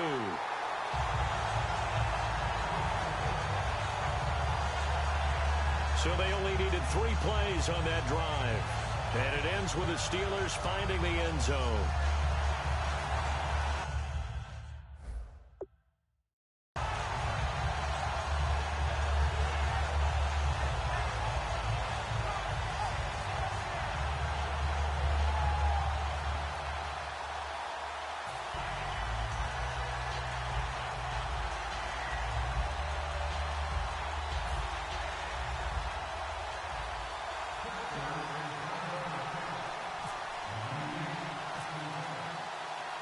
Boswell now to kick it away after the touchdown. That's fielded in the end zone. And a couple yards deep, he'll go to a knee. He won't return it. And they'll take it out to the 25. Now the Patriots gearing up to go now. And what do you think goes on here in this situation? If you got the football, you're trailing, you're back in your own territory with just a little time. Do you try something? You're thinking about jump-starting your team, right? You just mentioned it. They're down. They're trying to get back into the game. But you got to figure if something goes wrong, you may have put yourself in a spot where you may not be able to come back in the second half. Managing risk is a big decision here. 7 yards, the pickup on the pitch and catch. They're going to hurry back to the line now. Now Brady throwing on second down. And that is incomplete. 16 seconds now on the clock. It looked like they had something there, but I think that he was thinking about running with the football before he actually hauled it in, and that led to a big drop.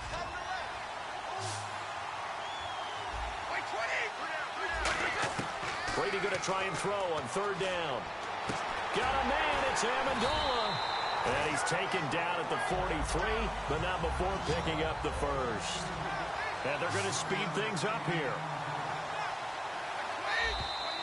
So we've reached intermission in what has been a back-and-forth Super Bowl 51 from Houston. As we send you over to our headquarters in Orlando, where we check in with Larry Ridley for our EA Sports Halftime Report. Thanks, Brandon, and welcome to the EA Halftime Report. Let's take a look back at the first half. All you want at the Super Bowl is a highly competitive game, and that's what we have. Both teams have to feel like they're in good shape, and that should lead to a wild finish down the stretch. All right, let's get it going. Here's the first half highlights.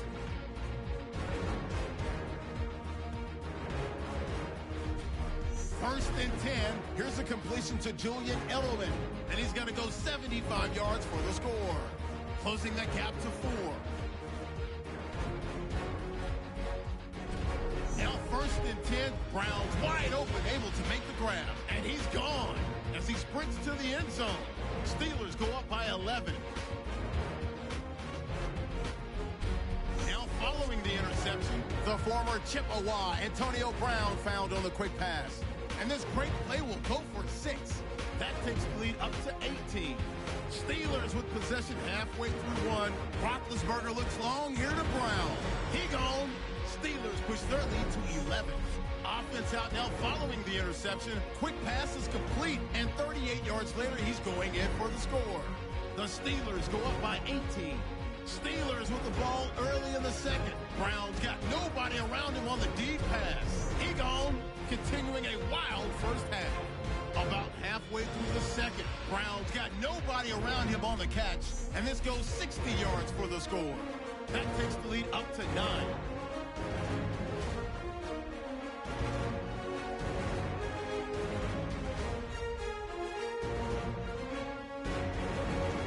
Steelers have it at the 35. Rodgers the target on the quick pass, and a quick 3-play drive ends with the score. They would go ahead by 2. That'll do it for our final halftime show of the year. One half remains in this Super Bowl. To bring it to you, let's rejoin Brandon and Charles.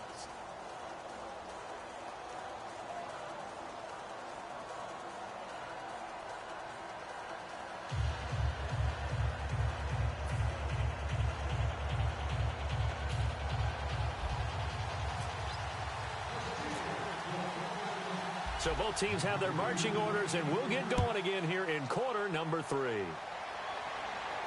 That'll be taken in the end zone. And no run back here. This will be a touchback, and it comes out to the 25-yard line. Now the Patriot offense set to take over again. They're close game, but they're going to need to do a little bit better probably here in half 2, no? I would agree with that totally. I would guess it in the locker room. They talked about cleaning up some of the errors, but overall, I think they wanted to be positive with them. Guys, we're right there. Just not playing as well as we need to. Let's pick it up, and we still have a chance to win this game. Yeah, they do. We'll see if they can pick it up. Now Brady. Over the middle, it's Amendola. And they get him down, but not before he takes it across the 40-yard line. That was a nicely run slant route, and what the receiver's trying to do is make the defender think he's going upfield for a deeper route, and then breaks it off, usually after about 3 to 4 steps, and cuts towards the middle of the field. And now what he's trying to do is use his body to keep the defender away from the football and give the quarterback a really nice target. LeGarrette Blount was the intended target. That incompletion, Charles, gives me a chance to put you on the clock real quick. NFC teams last year that did not make the playoffs that might make a push this coming year. Well, 3 that come to mind right away that we thought were going to be in 2016. Minnesota, remember the start they got off to before that didn't work out so well for them. Arizona, we thought they were a lock to be in the playoffs. In fact, many of us called them Super Bowl contenders. And Carolina, the defending NFC champs going into last season, they didn't make it. So I think that all 3 could return to former glory. I'm going to give you one way off the pace here. You ready? Let's go. The Los Angeles Rams. Ooh. They get the young quarterback going, and that defense continues to live up to expectations. They can make a real strong push in the West. They've got the D. You're right. They just need the O. And there's a good opportunity that just went awry there. A drop pass. I guess that's why they call them running backs and not catching backs. The 3 straight incompletions, they don't care. That hasn't dissuaded them. They're going to go for it on 4th. They do go for it. It's Brady. And this is incomplete. A surprising move to go for it. Predictably, at least somewhat predictably, it doesn't pay off. And the Steelers, they're going to take over an excellent field position. Well, they've clearly made a conscious decision here to be more aggressive in the late stages of this game here in the second half. And I get it. In this situation, if you want to be aggressive out in your midfield, you feel good about your defense maybe, or just, hey, I thought I had a proper play call. But how about the guys that just stopped them? How good do they feel right now? Hey, you want to go for it here? We shut you down. They're over on the bench right now feeling great.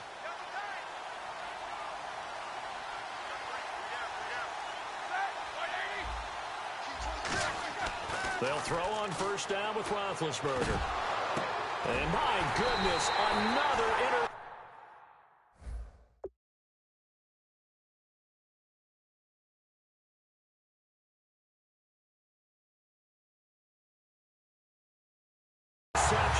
Picked off by Dante Hightower.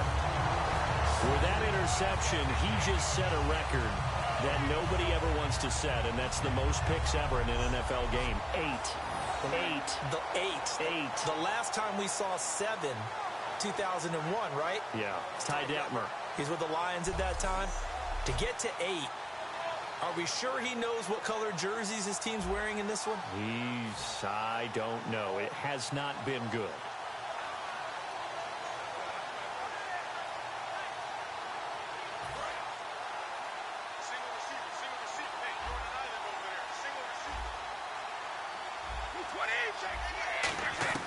On first down, Brady. Oh,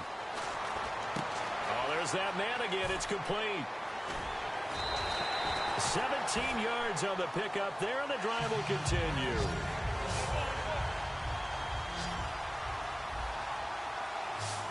And they're going to hurry back to the line now. Brady now on first down. And Edelman got a big game going. That's complete again. That one goes for 24 yards. And at this stage, down in the second half, looks like they just wanted to find a way to get it in the hands of their playmaker, and they did. I think you're exactly right. I don't think the coordinator's looking at his play sheet and trying to figure out which play will work well.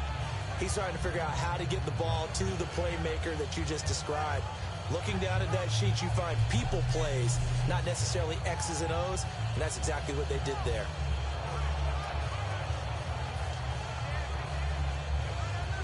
So after that big gain, let's see what else the offense has up its sleeve. They go play action here on first down. Throwing over the middle, but it's incomplete. Whenever they're trying to attack a zone defense, you're trying to figure out where your gaps are going to be. And depending on what type of zone they're playing, it could be on the outside, it could be in the middle, it could be in the seams, in the edges.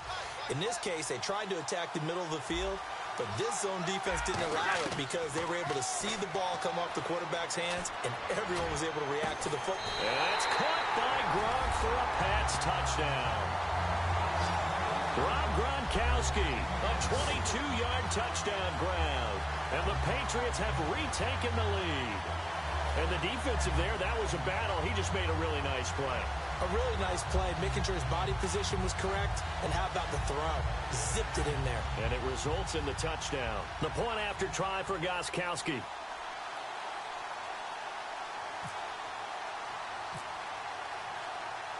Thought it's a fake. They'll try and throw for it. And unable to connect. They don't get the two-point conversion here. Okay, they went for the fake off of the extra point attempt. It's a long way to go, and they didn't get there. Didn't get it completed successfully. Did someone dare them to do that? Did someone double-dog dare them I was to do going to that? ask you, What was maybe that? they saw something on film, but do you see something on film with those to try something from the 15 on a PAT? I don't know. The only thing they needed to see on film there was a snap, a hold, and someone kicking the ball through the post. This will be fielded at the 8. And not a bad return here. He gets it out to the 25-yard line. And now out come the Steelers. And following the interception, we'll see what they can put together on this drive. I can hear my old college coach right now. He always used to tell us before every game, the team making the fewest mistakes will win.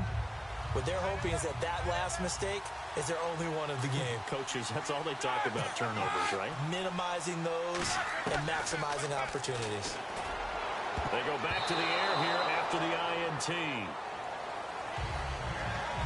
All right, different topic here. 2018, the Super Bowl, traveling north, far north to Minneapolis.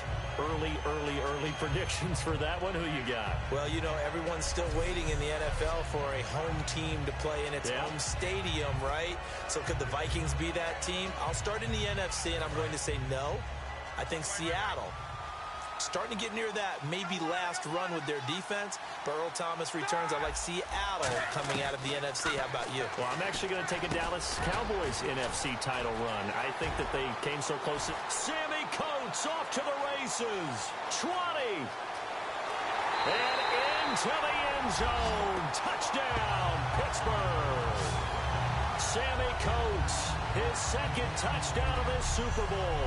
And the Steelers have once again taken the lead. I know we often laugh, and sometimes we even exalt the guys who are great trash talk.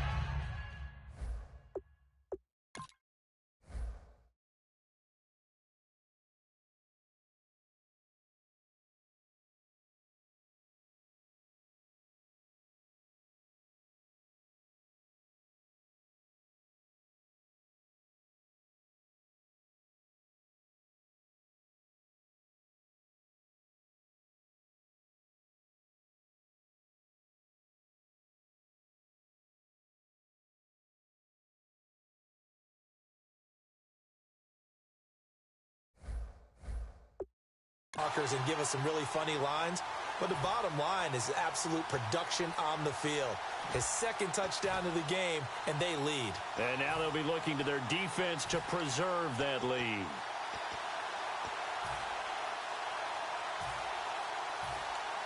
Boswell for the extra point.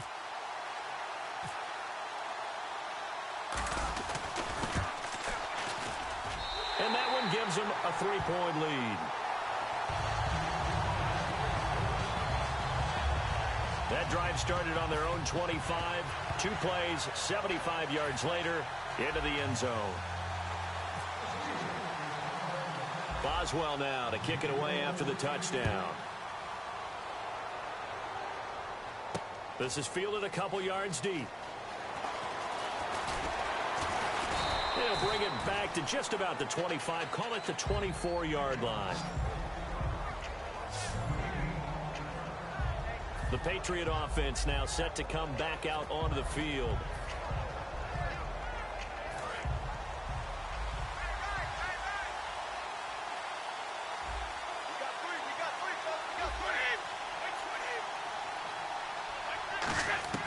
Brady now on first down.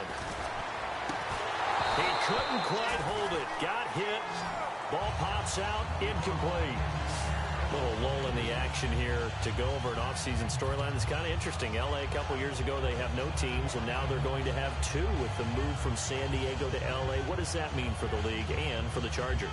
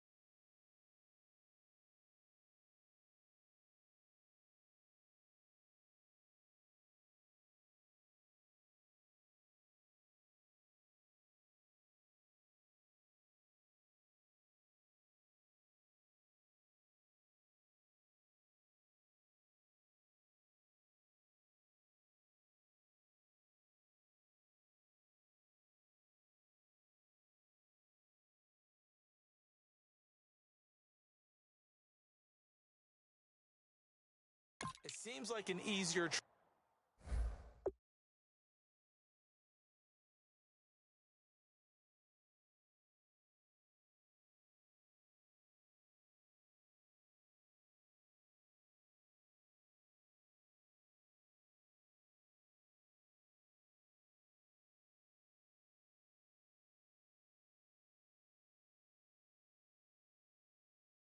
transition, doesn't it, than St. Louis when they moved back to Los Angeles. Less to become culture the Rams. shock. Less culture shock, less, obviously geography, the whole deal. But it's a transition is not going to be easy. Remember, they're going to go play in a soccer stadium, essentially, for at least the first couple of years before they share a stadium with the Rams. So that changes things, obviously trying to... And now here is another interception. Picked off by Mike Mitchell. And this one will be returned to right around the 38-yard line. I tell you, Brandon, it seems like this guy's been all over the field so far. That's his second interception of the game. And so much of playing defense in the NFL, especially when it comes to defending the pass, is all about positioning and technique.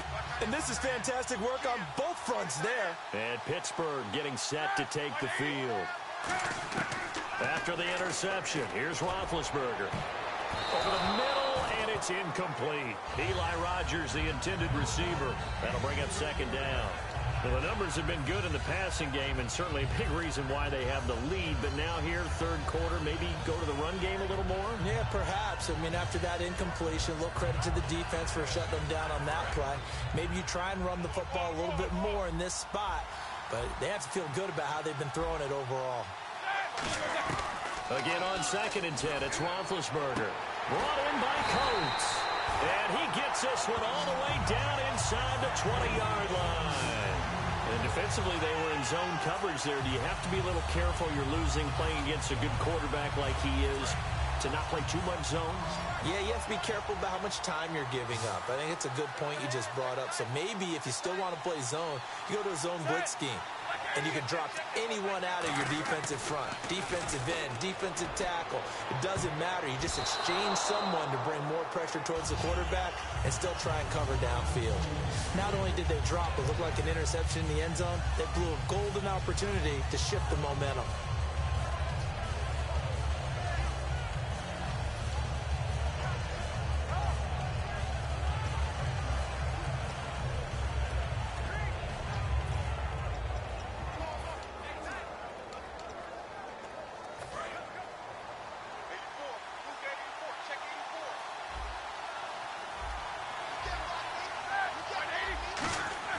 Second and 10 now. It's Roethlisberger.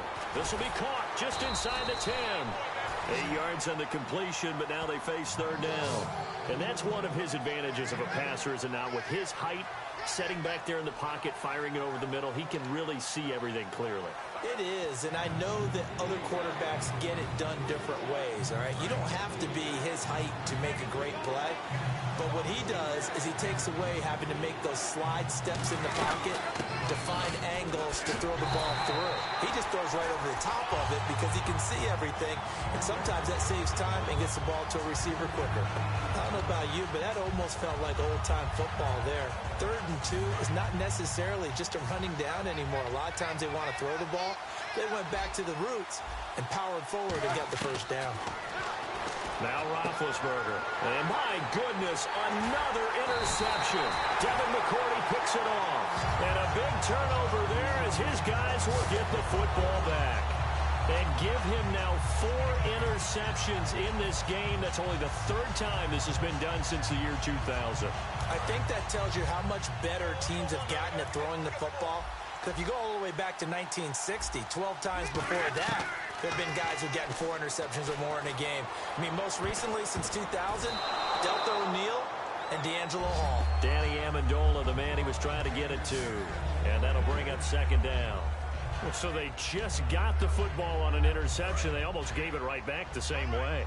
And, you know, when you look over to the bench after that type of a play, number one is pure relief. Didn't give it up. But it's not the coach you're worried about yelling at you. It's those guys on defense. They've got his man complete. An excellent pickup of 34 yards. And now a first down following that long gain. They'll put 2 receivers left, 2 to the right. Throwing on first down is Brady. He's going to take another shot here. And he knocks the ball away, and it falls incomplete. Amendola again the intended receiver, and that'll bring up second down. Well, after the success they had on the second play of the drive, I think they were trying to recreate it with that pass, weren't they? Yeah, they were trying to go a little tic-tac-toe, 3 plays and in the end zone. I like that. Can I just put the X in the middle to block as the defense just did there? Sure.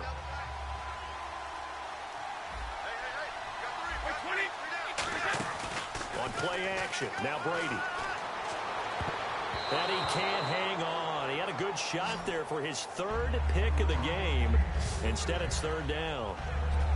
Well, an incomplete pass certainly doesn't look like a good play. For the guy throwing it today, as many interceptions he's thrown, he's got to feel a sigh of relief that the ball actually hit the ground and didn't go in the other direction. Defense has set themselves up nicely. 3rd and 10 now. Well, we looked at each other right when he flinched. We knew that that flag was coming. Yeah, offsides, easy call, mark off the 5, and keep it moving. Offside. Defense.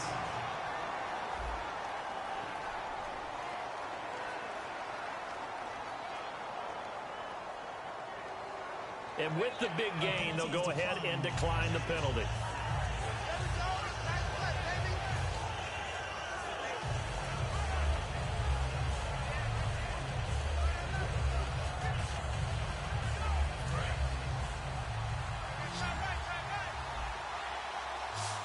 Blunt, the lone running back.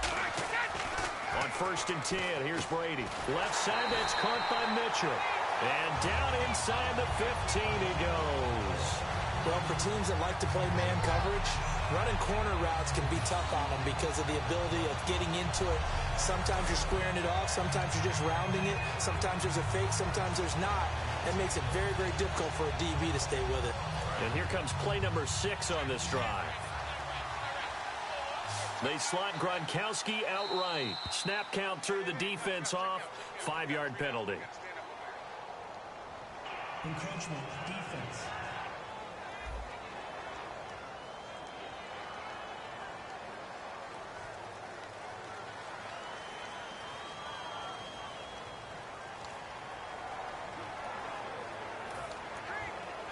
So here we go, 1st and 10 now.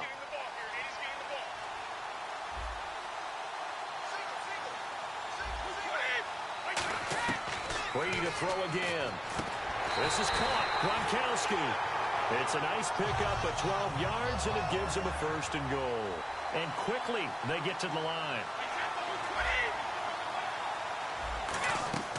Again, it's Brady. And now here is another interception. A great read, and it's picked off. And a big turnover there as his guys will get the football back. Well, NFL quarterbacks have learned the hard way. You're not going to get rich throwing against this guy. He's definitely too good. And this is now his 2nd interception of the ball game. And if I'm running the offense, I've got to tell my guys, you've got to go work on the other corner. And Pittsburgh getting set to take the field. And the interception thrown in the red zone last time. We'll see if they can rebound. I just have to think the last thing he said as they went back out there was, don't do that again. What do you think? What do you think? Yeah, I think that. I think that not only did he say that, but he also told him, let's put it in the end zone that it's supposed to be in, all right? The end zone we're trying to score. I know we're being a little bit facetious here, but the bottom line is take care of the football, and everything else should flow from there. Quick lesson, never ask the play-by-play guy a question. Hey, you're my partner. I know you're right there with me.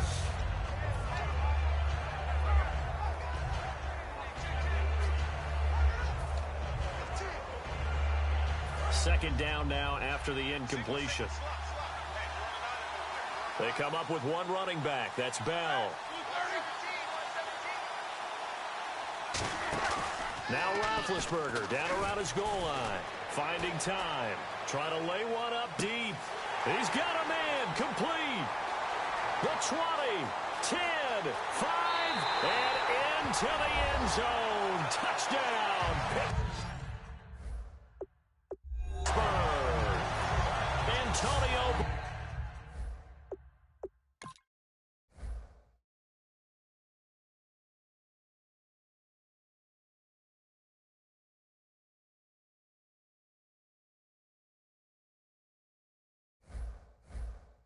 Brown, 96 yards. And the Steelers are going to add on to their lead. Extra point now by Boswell.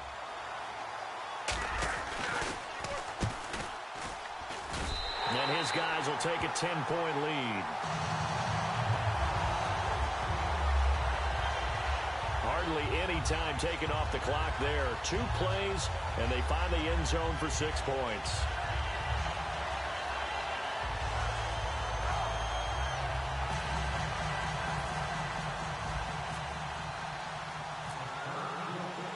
Boswell now to kick it away after the touchdown. That's fielded in the end zone. And no run back here. This will be a touchback, and it comes out to the 25-yard line. Out comes the New England offense to see what they can do this.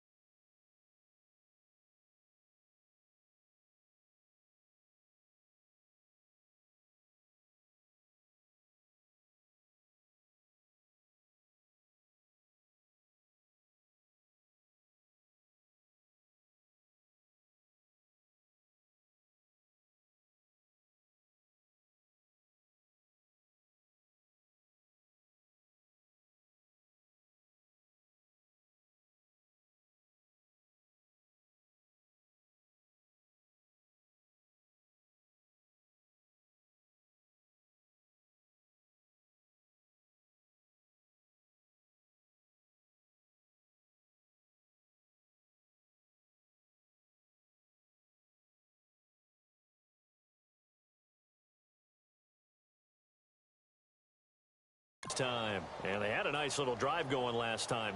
Threw the interception in the red zone. Costly. Bad enough to throw it anywhere, but that drives coaches insane when they're thinking about, hey, we've got a shot at points already. We're already in a spot where you're thinking you've got 3 on the board for sure, and to come away with nothing, that's a really tough one for them to swallow. Yeah. Will they make up for it?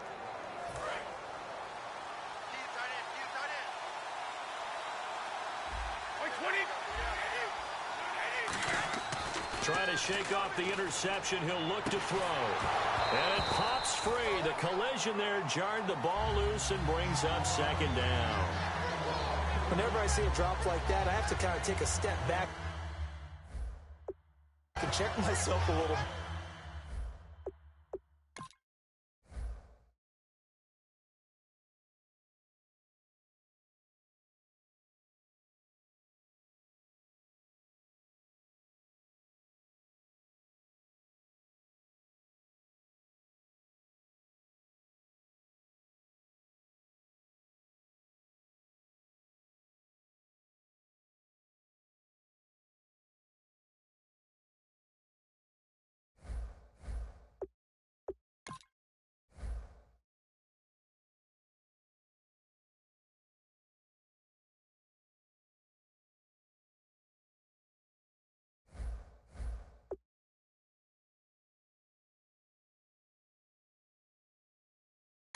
So used to seeing those big guys make big-time spectacular plays that when they drop one, I have to remind myself, we ask a lot out of these guys. Block and catch the football, not easily done in today's NFL.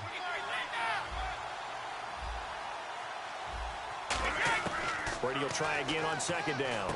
Slant route caught by Edelman. 8 yards on the completion, but now they face third down.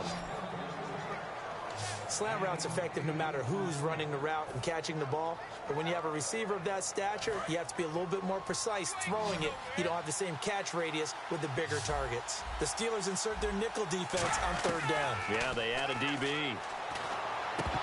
And he couldn't hang on to it through the contact. Incomplete. I'm not sure we could spot any tendency here on this third down. They could have run it or passed it. Either one was available. They chose to try and get it through the air, but they were unsuccessful. Here's Ryan Allen now as he's on to punt for the first time tonight.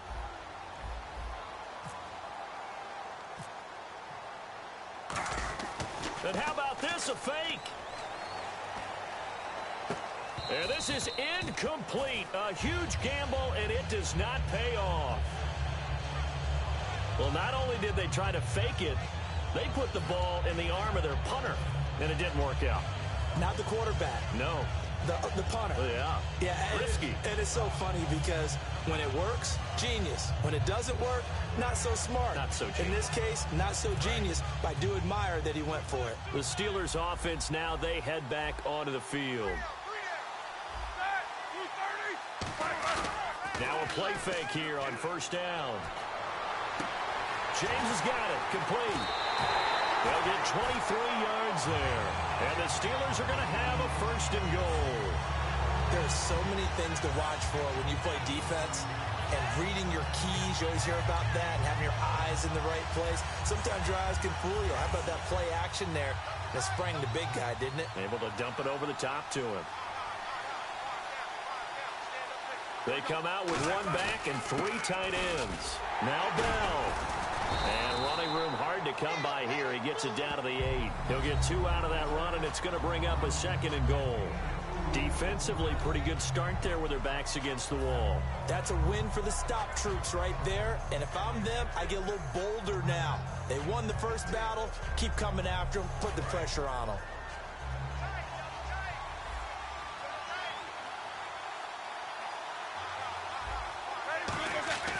On second down, Roethlisberger. Got his man, it's caught for a Steelers touchdown. Antonio Brown, a 7-yard touchdown grab. And the Steelers find a way to stretch their lead. And that, boys and girls, is an NFL record 6th touchdown reception The record has stood since 1950. What a game. How about that? Because so many things have to go right in order for it to happen. Not just him catching the passes, someone delivering it accurately, offensive line giving him time to throw the ball. A true team record, but he stands above it because he was on the receiving end of so many great plays. Boswell now to kick it away after the touchdown. That's fielded in the end zone. And he's up past the 20 to the 22-yard line.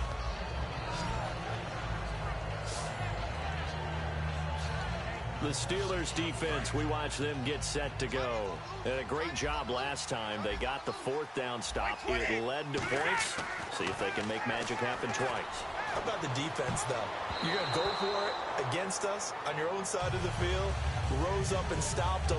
Went off the field and said, offense, take over. Put it in the end zone for us. And that's exactly what they did. Puts a little chip on their shoulder when that happens, right? Yeah, a lot of meanness involved in that. Looking back to the air on second down, it's Brady. And my goodness, another interception. Picked off William Gay. And the return here will go to the 31-yard line. Both defenses have had their struggles, but they've been good enough to get them this lead, and another nice play there to help preserve the lead. It's been a game of punch-counter-punch, hasn't it? All throughout. But this time, the big swing was taken, and it didn't land. Nice play by them on defense. And now here is another interception. Devin McCourty picks it off. And he returns it up just shy of the 20 to the 19-yard line. And we now have a new single-game interception king, a record-breaking fifth pick there. If that's not the true definition of a ball hawk, I don't know what is. That is absolutely phenomenal. What comes to mind quickly, partner, is one of the more recent ones to get to 4. D'Angelo Hall, a terrific player in his own right, but in this case, 5. That sets a brand new NFL record. So 2nd and 10 here.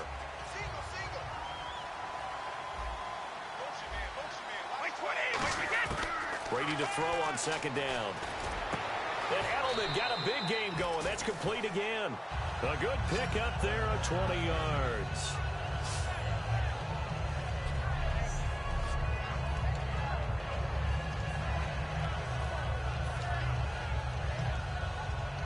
So after that big play, let's see if they can catch their defense maybe on their heels.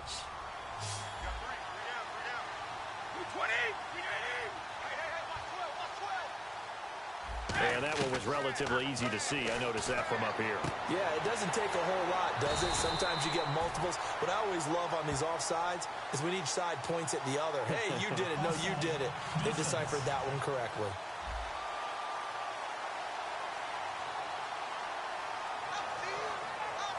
Still first down.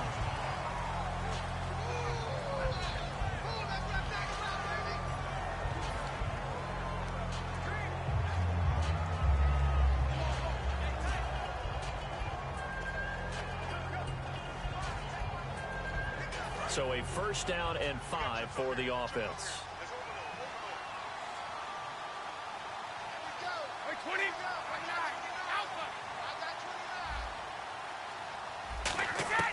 Working from the gun, it's Brady. Over the middle, Julian Edelman, it's complete. A good pick up there at 22.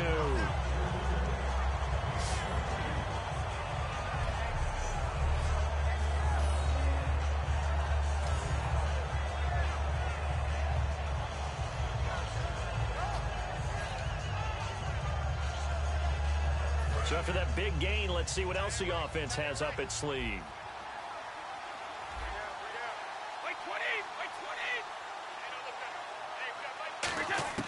Brady now on first down. Wide open, Gronkowski. And he's going to get this down near the 20-yard line. 13 yards there on the pickup, and that's good for a New England first down. I know exactly what's going to be said about that play from the defensive perspective. What's that? That's why I tell all you guys we need more than one tackler to the ball. He broke the first tackle. Luckily enough, there were more people there to get him down. Throwing on first down is Brady. His throw's going to be incomplete.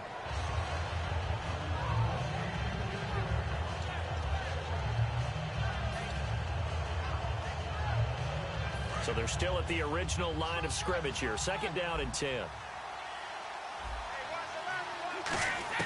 Again, they'll throw with Brady. Over the middle, that's caught by Hogan. And he's brought down just outside of the 10 at the 11. It'll be a pickup of 10 yards. And that's going to make it 3rd down and less than a yard.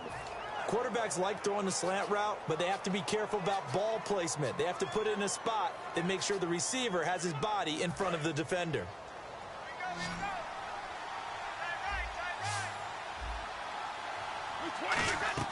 Brady going to try and throw on 3rd down. And that is incomplete. He was trying to force it in there to Amendola, and it's 4th down. Now, they've got to be a little frustrated here to not complete that on 3rd down after having such a long drive going. Now, you're talking about going over 70 yards on the drive. Yeah, did you say a little frustrated? Very frustrated. Yeah, I'm with you on that. Very frustrated. There's no doubt about it. They thought they were going to have a chance to cash in the end zone. Now it looks like it's likely a field goal attempt. They come out here in the eye. Brady to throw for it on 4th down. And this is caught. Touchdown, Patriots. Rob Gronkowski from 10 yards out. And the Patriots get a score closer. Oh, such great concentration there, going right up against the side of the end zone, but able to get the feet in bounds. There are so many things that go into that catch, and you just mentioned the concentration, being able to catch the football, get your feet down in bounds, hang on to it all the way through the process of the catch. That was a phenomenal play.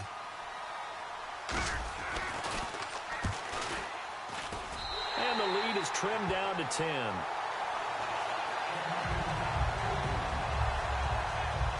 So that drive in total 8 plays. And it ends with a New England touchdown.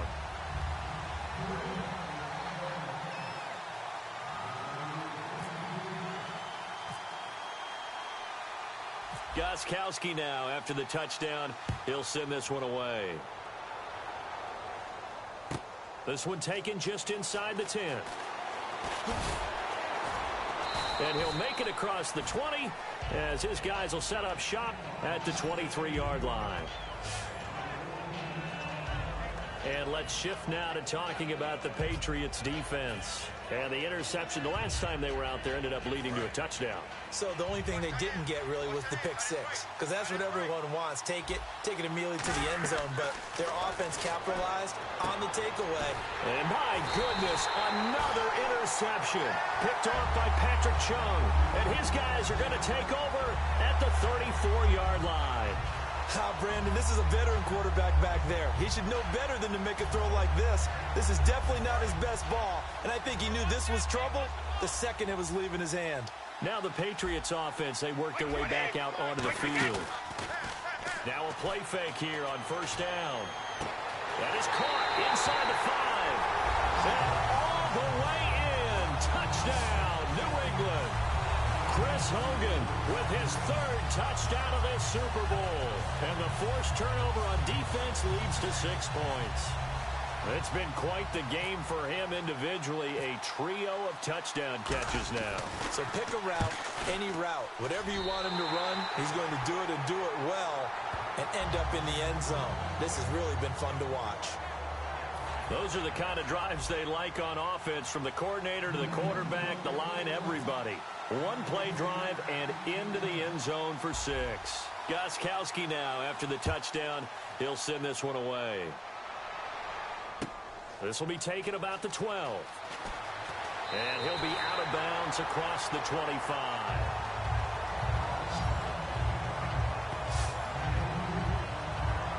And Pittsburgh getting set to take the field. And last time wasn't pretty. One play and an interception. We'll see if they can do better.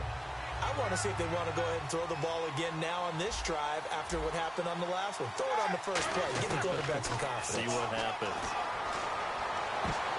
And nearly another interception. They've been around the ball all game. He's lucky to be getting that one back. After what they've done with him all day long, with all the targets trying to go after him, he's obviously gotten smart, and his pride has kicked in. Made a terrific play.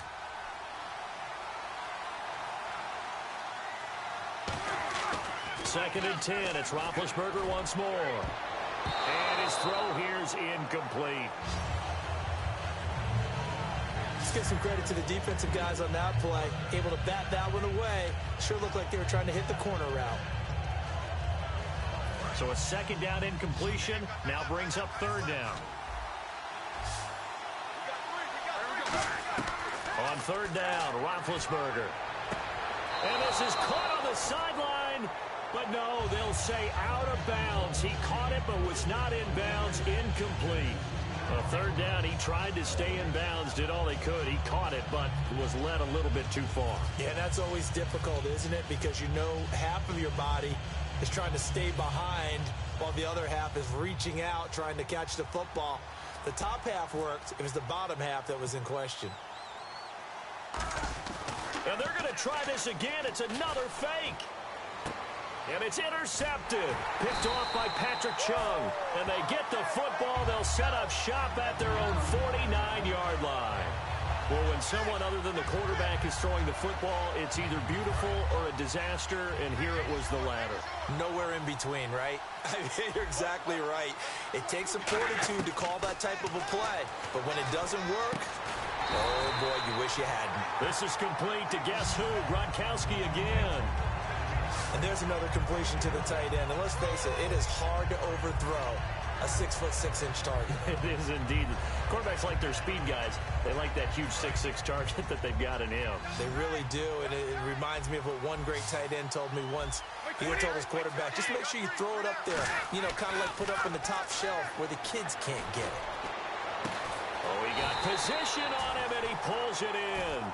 He got 29 yards that time. There's a completion to the tight end, and I think they were looking at something out of central casting, frankly. Absolutely. I mean, size, the hands. the speed, I mean, can flat out run. You put that whole package together, you light up the eyes of an offensive coordinator, don't you? Here's Brady to throw. That's caught at the 1. Give him 9 there on the 1st down completion. Simple slant route, and partner, really nice hard throw by the quarterback. Nice timing between the quarterback and the receiver. They were perfectly in sync, and he put it right on him on the inside route.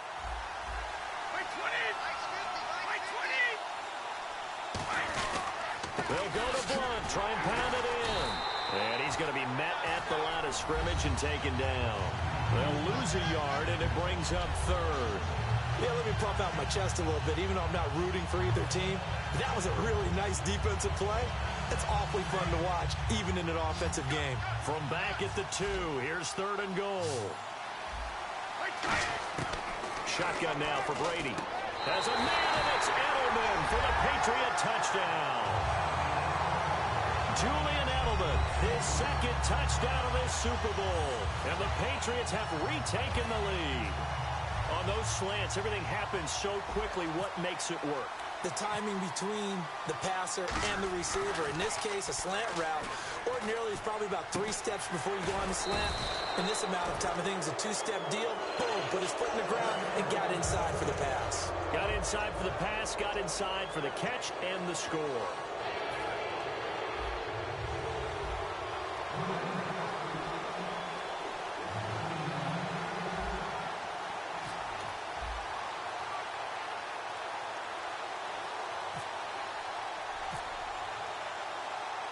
Gostkowski now after the touchdown.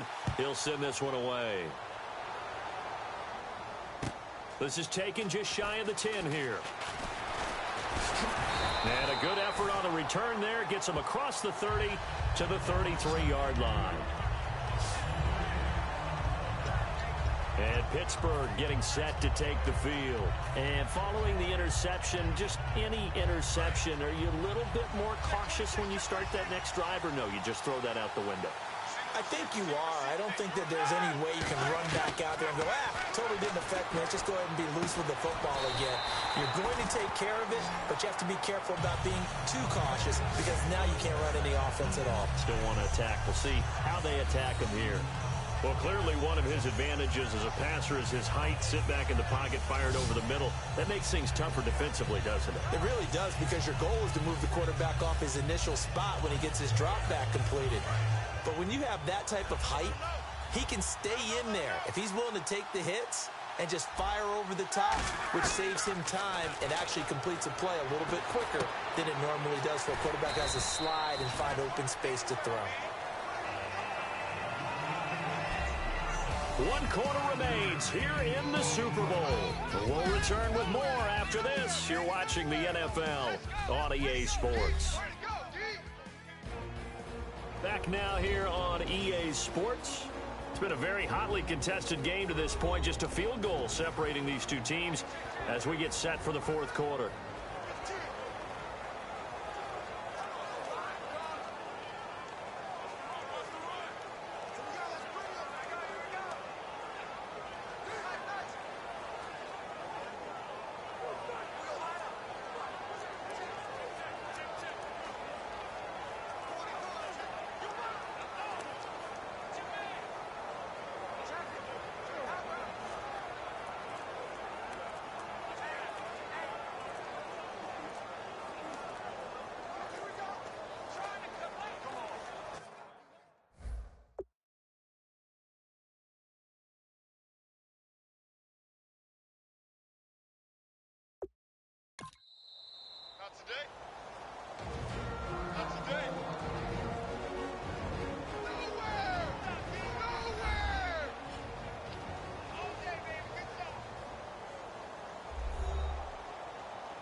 And now following that timeout, the defense back out onto the field.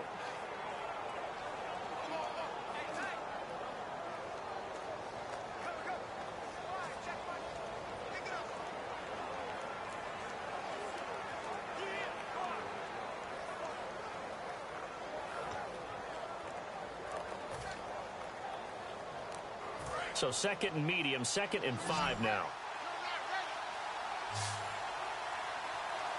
They come up with one running back. That's Bell. Now Roethlisberger to throw on 2nd down.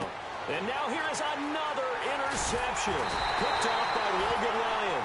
And he'll bring this one back to the 29. And Brandon, this is a real nice job defensively, getting inside a quarterback's head and figuring out, okay, where's he going with the football?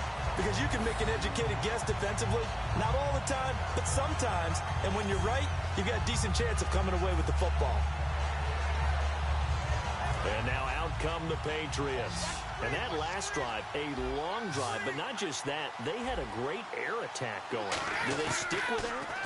I would think that they would, because if they were confident enough to do it on the last drive, starting backed up in their own territory, why would you change anything? They've got to be confident about what they're presenting and continue to do so. Yeah, because the secondary, they really look clueless. And that was amazing because that drive went and went, no adjustments and no big plays by the defense to knock the ball away.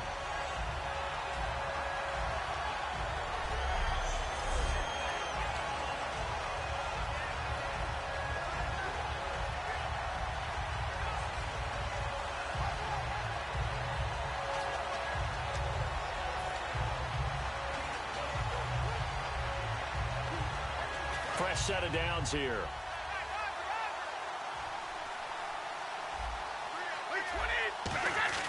Throwing on 1st down is Brady. He couldn't quite hold it. Got hit. Ball pops out.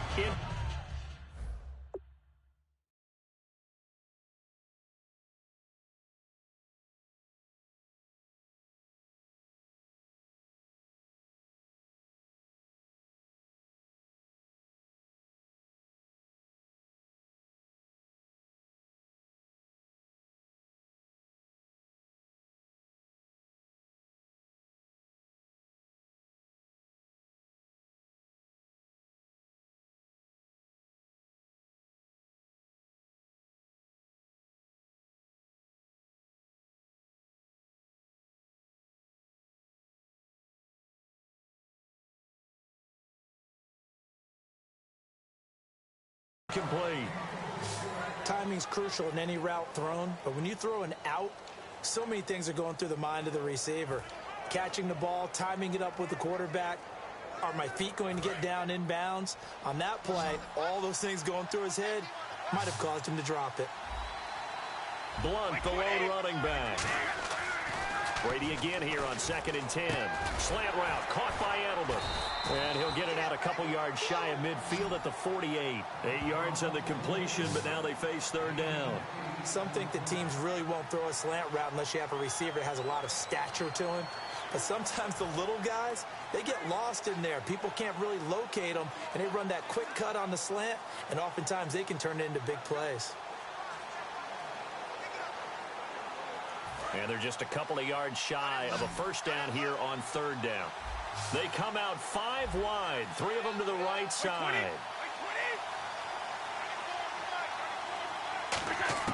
Brady looking to throw on 3rd and 2. And this is caught. It's pulled in by Gronkowski. And he gets it to the 34. Good enough for the 1st. Now some teams use the running game just to bludgeon people. I think that Brady to Gronk does the exact same thing for them. Long, short, medium, they know how to connect. In ways it sort of revolutionized the quarterback-tight end relationship. They can go, as you told me before, they go medium, they can go short, they go long. And the way that Gronk is used, he's not just a tight end. Oftentimes they'll put him on the backside of formation as a single wide receiver, and he runs routes exactly that way. And the next snap coming inside the red zone here.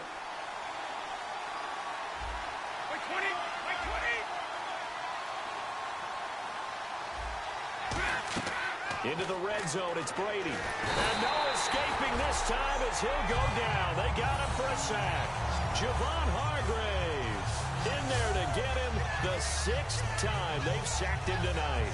And it's never good to take a sack. You really don't want to take one down here in this part of the field, down near the red zone. Not at all, because you're already pretty much assured of a field goal. But you take a big sack, it could push you out of range, and that's why defenses get a little more aggressive in this situation. They're almost conceding the 3 points. They want to push you back and try and take you out of that. And he'll maybe get back to the line of scrimmage, but no more than that. No gain on that one, and it's going to bring up a 3rd down.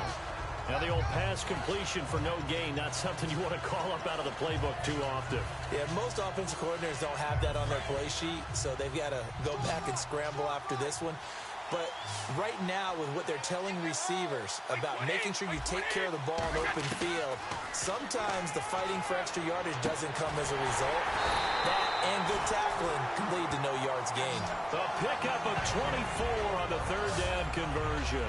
And that pickup of a 1st down, that's going to leave a mark because they really needed to stop them there, didn't they? So frustrating. Defensively, you're a play away from getting that football back here down late. Tough. Now they've got to find a way to create a turnover or takeaway. Otherwise, this one will probably get away from them. Working from the gun, it's Brady. Now look at this. They get the turnover they needed. It's intercepted. Picked off William Gay. And a big turnover there as his guys will get the football back. A critical error there in a tight game of the 4th. All you talk about is taking care of the football, and especially with a lead here in the 4th quarter. Turning it over, now the door is open for the opposition. Just in general, when you're passing in the 4th quarter with a lead, no matter what point, you got to be super careful. Got to be careful, and sometimes you can be so careful that you end up running yourself into an error. The last drive he threw the pick, but he's not shy. He's going downfield again there. And you can't be, because if you back off after throwing an interception, your whole game plan just goes right out the window, and it makes things easier for a defense. And you and I both know there isn't a quarterback in this league that's any good that doesn't throw an interception occasionally, and they usually bounce back in a big way. I've seen guys throw 5 and still find a way to win the game in the end. But depending on the team, they'd call that an explosive play or a chunk play, the one that they got on the previous one. They tried to go back and get another one, didn't they? They did, but unsuccessful on that 2nd attempt. Again on 2nd and 10, it's Roethlisberger. He's going to sling this deep. And my goodness, another interception. Can you believe it? It's a Super Bowl 49 hero, Malcolm Butler. Agreed, that's twice now in this 4th.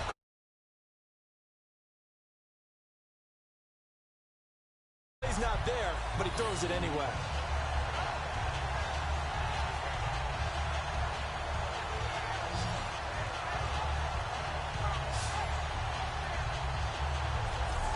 The Patriots offense now, they work their way back onto the field. And the interception last time on the opponent's side of the field, certainly not what they wanted.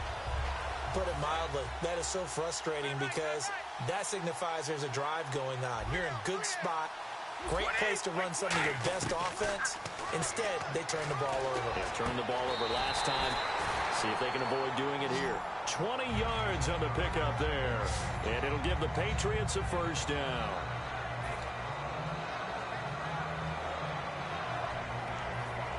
So the offense has it 1st and 10. Blunt, the lone running back. On 1st down, Brady. And no escaping this time as he'll go down. They got him for a sack. Bud Dupree in there to get him for his 2nd sack of the night. Now, we talk about players blitzing all the time. I often laugh and sometimes call it just straight-ahead pursuit. What a running start right back to the backfield for him. Yeah, it really didn't give anybody a chance to get up there and stop him. No, I mean, that's really, really difficult. You're asking a whole lot anyway, but when he gets that kind of a start and comes through clean, oftentimes the advantage definitely goes to the defensive player. Brady to throw on 2nd down. And Edelman got a big game going. That's complete again. And he'll be taken down, but not before he gets into enemy territory.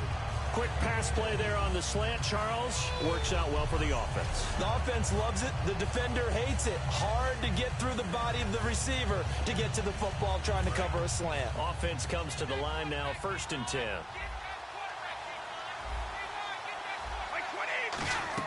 Throwing on 1st down is Brady. Now look at this. They get the turnover they needed. It's intercepted. A great read, and it's picked off. And he's able to get it back here to the 43-yard line. Oh, timing is everything on a route like this. He tried to drive that football into a tight spot. And if you're a little early or a little late, chances are there's going to be someone there. And sure enough, this one's going the other way. Pittsburgh's offense now heading back out onto the field. Trying to shake off the interception. He'll look to throw. And now here is another interception. Picked off by Logan Ryan. And his guys are going to get the football at the 28-yard line. Well, that's a drive killer right there. Not a really confident throw either. This one was kind of up for grabs, and it's going to come down the hands of the wrong team.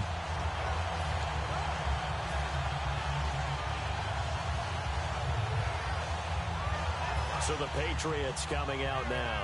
And in enemy territory last time through the interception. We'll see what they do on this drive. I can't wait to see how it alters what they decide to do in play calling. Do they continue to throw the ball? Do they want to lean more on the running game? It'll be an interesting sequence of plays that they've got coming up. Does it often affect the play calling with the interception? How much does that change what you do? I think it does depending on why the interception was thrown. Sometimes it's just a matter of the defense made a great play, so you continue to come back. But if it's on you, if the offense just doesn't have the confidence, if they're a little bit shaky, maybe try and take the pressure off and run the ball a little bit. He goes for 18 there as the drive will continue. And now they're in the hurry-up. And now the clock will stop as he's able to get up and spike it here.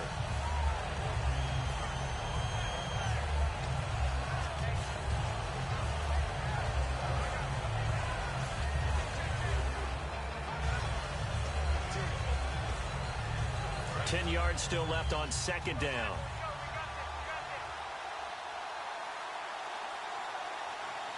Blunt, the lone running back. Again, it's Brady. And right side, caught, Hogan. Chris Hogan.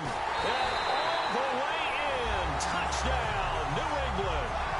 Chris Hogan with a record 4th Super Bowl touchdown tonight. And the Patriots add on to their lead. Great corner route there. Not only able to catch it, turn it upfield, and get into the end zone. It usually involves a little bit of an extra move, doesn't it? You've got to get them thinking that you're moving to the middle of the field and you're breaking away to that corner. Boy, that was well executed. Extra point try for Gostkowski.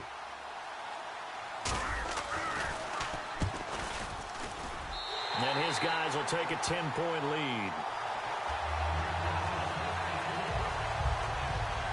Just a 4-play drive that time. And it's finished off by a Pats touchdown.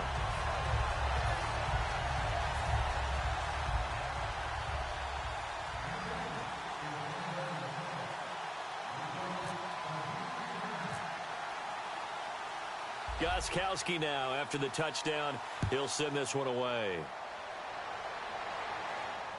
This is taken just shy of the 10 here. And he'll take this across the 25, couple extra yards, up to the 27-yard line. The D for the Pats, the Patriots heading back onto the field now. Now the interception for them the last time, and that turned into 6 points. You think during their break they reminded the offense that, hey, we helped you guys out a little bit, right? You know, they want to see if they can do it again for them. They're putting together an entire team game by how they're playing on defense. So the interception the last drive, what will happen here? Oh, man, that was close. The opportunity to change momentum, big play, right in his hands, unable to come down with it. A sigh of relief, no doubt, on offense that fell harmlessly to the ground.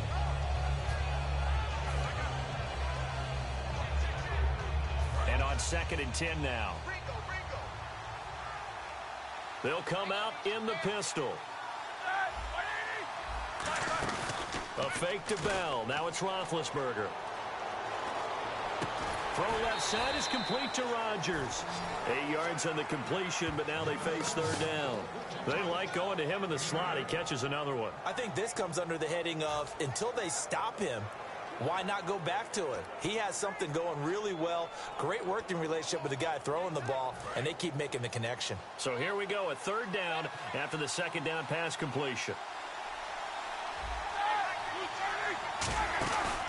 They'll try and run for it with Bell, and he'll get nothing out of that one. Only a yard on the pickup there, and it's going to leave him with a 4th down. 3rd and 2, and they ran the ball for only 1 yard, and everybody's going to scream at the offense. Let's give a lot of credit to the defense on that play. Defensive front out leveraged the offensive line. They got more people to the football. Yeah, they won that battle in a big way, and they're forcing a big decision now by the guys on offense. Here's Jordan Berry now in punt formation, but as we've seen, that's no guarantee he'll punt the football.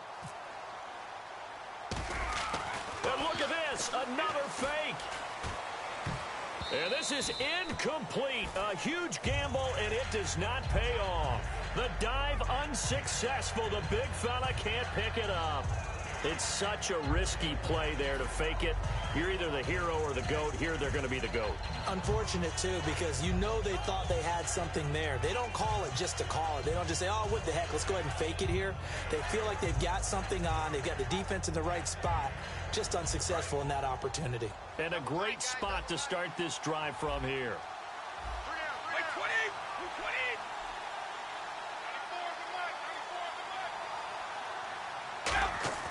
Brady now on 1st down. And he's got his favorite target yet again. It's complete. And a nice gain of 21 yards. He's played a great game. It continues right there, even with this lead. Confident to throw the pass and have the reception made. There's no doubt who the leader of their team is there? There's no doubt who they want to ride all the way to the finish. Because strategy would tell you, run the football, run the clock down. Instead, they're letting him throw it because they feel that confident in what he's getting done. On 1st and 10, here's Brady. Pass incomplete. Amendola, he was the intended target, and now it's 2nd down.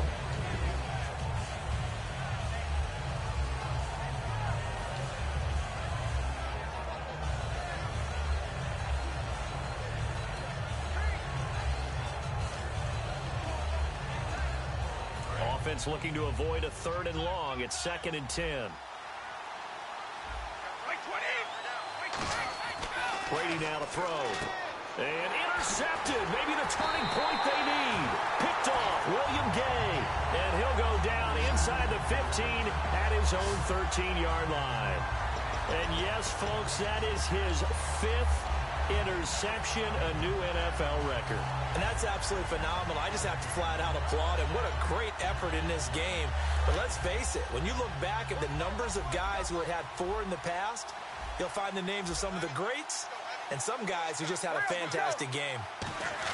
After the interception, here's Roethlisberger going up top, and he bats it away, and it falls down incomplete. And you just know when that play call came in, their eyes lit up, because anytime you get a chance to take a big shot downfield, that's a lot of fun, and they missed an opportunity.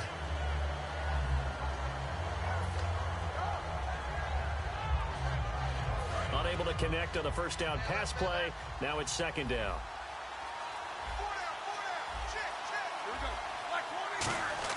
Second and 10 now. It's Roethlisberger. He's going to let it go again. Oh, this is taken in. It's complete. And into the end zone. Touchdown, Pittsburgh. Ladarius Green taking it in.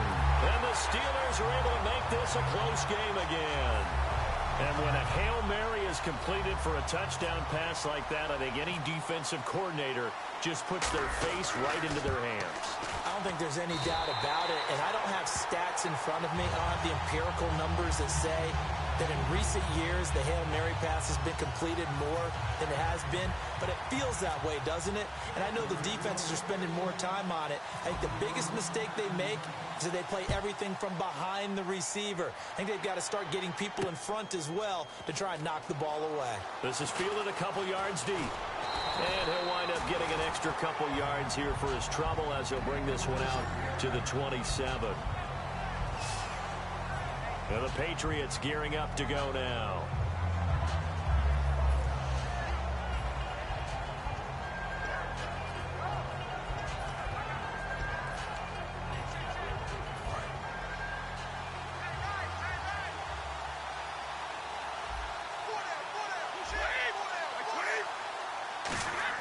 They go back to the air here after the INT. And Edelman got a big game going. That's complete again. Give him 18 on that one. And it'll be first down, New England. Really nice little connection there. They go with the corner route, and it works out well. And the best way to set up the corner route is to throw slants throughout the ball game so that when you're able to get back outside, the defender has to respect the inside game. Brady now on first down. Amendola catching it left side. And he's going to get this all the way down inside the 35. And now a first down following that long gain. They'll need to get the play off quickly. Throwing on first down is Brady. Forced out to his left. And no escaping this time as he'll go down. They got him for a sack. And no matter what the situation, the O-line just hates that because they feel like they didn't protect little brother back there, right? Yeah, and that's just so difficult for them because just think about every single play. When you decide to throw the football, you're dealing with some of the best athletes on the planet. You talk about guys, if they weren't playing football, they'd be starring in the NBA at power forward. It's a really difficult task. They got 18 yards out of that one, and it gets them a new set of downs. Brandon, with the way things are going with Tom Brady finding Gronk as many times as he has in this game and the team is winning, you think at some point maybe even Brady will do the Gronk dance? Well, if he does that Gronk dance, Davis, that means you have to do that Gronk dance. Trust me, partner, no one wants to see me do the Gronk dance. Your wife? No one. So they're leading. They have possession of the football, and certainly this is where they just want to milk the clock. The play clock's running down. Here's Brady to throw. This will be caught at the 2. That one goes for 16 yards. It sets him up first and goal.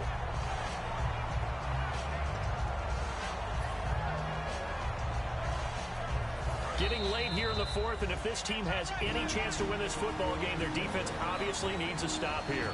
2 minutes to go in Super Bowl 51 from Houston. We're back to perhaps crown a champion after this. So the Patriots with a football as we get you reset. And let's see what they've come up with offensively after having time to talk it over.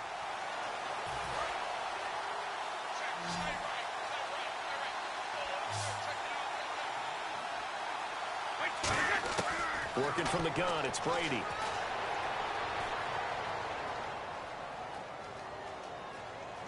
And he can't get a throw away. He's taken down. Stephon Tuitt in there to drop him for his second sack now here tonight. And on first and goal, they decided to throw for it, but the coverage was excellent. And he kept holding the ball, hoping someone would shake free. Instead, he's hit and drop. And now, they're not even in the red zone anymore. An encroachment penalty here, maybe just a mental lapse, partner. Sometimes you have to just watch the football. Make sure it's snapped before you're jumping. Defense. The penalty is declined. And here comes play number 6 on this drive.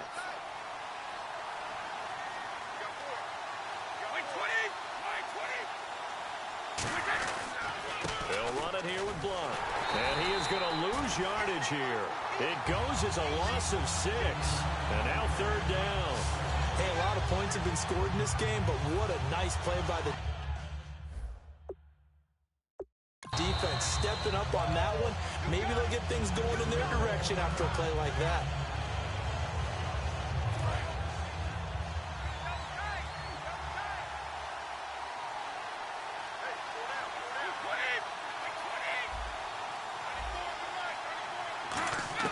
Now Brady. And right side caught. Hogan. It'll be a gain of 8, but it'll also lead to a 4th down. One hallmark of good defenses is understanding the game, understanding positioning, and tackling immediately in the secondary after catches. I think we just saw that on display right there. Got to him before he ever had a chance to think about turning it upfield.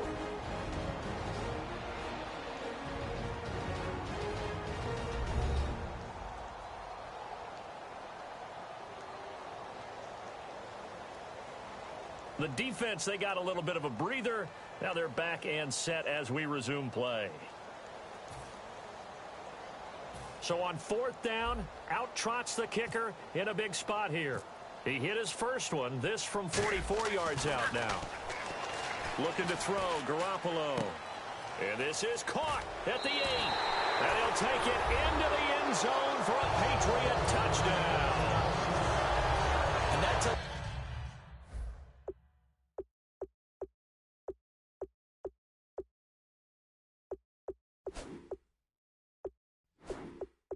touchdown should make you feel comfortable, but do you really feel like it's totally over yet? Not totally, but I think you're pretty much there. Yeah, you still got to make sure you stay with it, do all the right things down the stretch, especially on defense, but that touchdown there, you've got to feel good about your chances.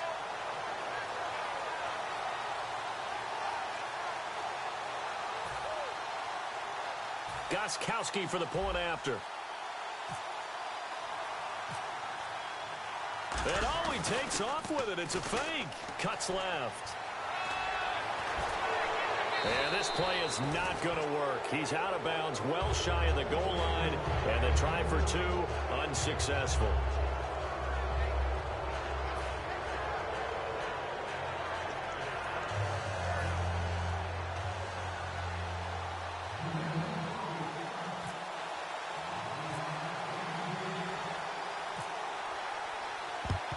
And this doesn't work. The Steelers recover it. 4th quarter, they felt like they needed the football back. Unfortunately, they couldn't get it. And I know we brought analytics into the game, and someone has said here that the data says that when a team's expecting an onside kick, 80% of the time, the team expecting it, they do actually recover the ball, which is what we saw here. I just wonder if that number is much more of an anecdotal type of a number. Kind of like when the coaches tell us, well, when you score on special teams, 93% of the time you win the game. I'm still waiting to see that number is empirical. Now it's Roethlisberger. This is caught inside the 15. And into the end zone. Touchdown, Pittsburgh. Sammy Coates with his 3rd touchdown of this Super Bowl. And the Steelers have now made this a 1-score game. And there's the touchdown that they needed, so they'll celebrate. But the guys on the sidelines, they've got to stay focused. The onside kick team, they need them to get the ball back. Yeah, part 1 of the equation done. Now they need to convert and get that onside kick. Well, the offense wasn't out there for a long time, but they were out there for a good time. 1 play, and they're able to hit pay dirt. So 20 seconds remain. It'll come down to this.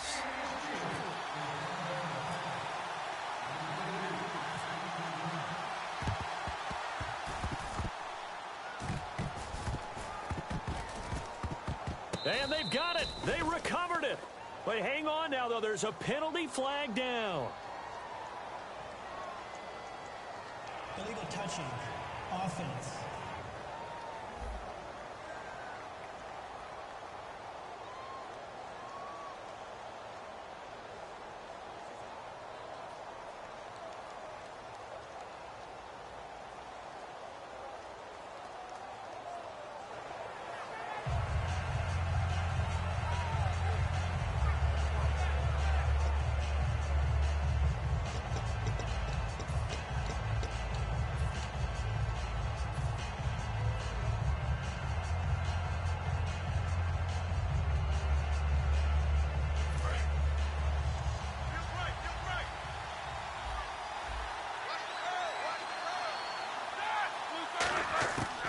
To throw.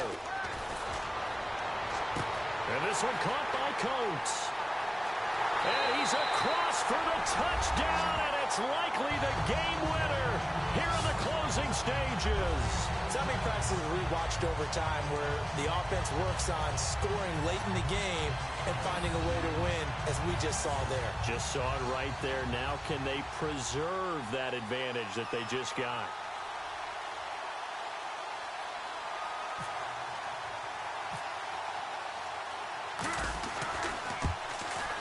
And the lead is up to 5.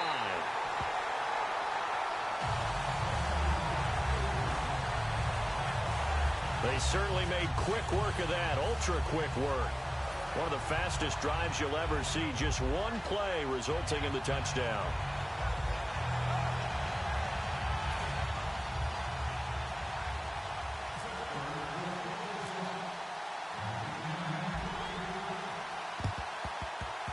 And this one travels out of bounds, so unsuccessful there on the onside kick try. Free kick out of bounds. Kicking team.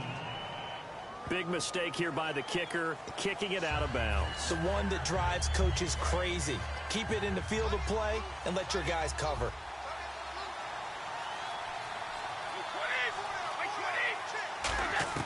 Back to throw. And, oh, a crusher there as it's intercepted. Picked off by Mike Mitchell. And his guys are going to get the football at the 28-yard line. And that one, oh, it's going to hurt big time. You're in the 2-minute drill trying to get your guys down the field, and it's looking like they're going to go just short, as this is definitely not his best throw. And it'll wind up being intercepted.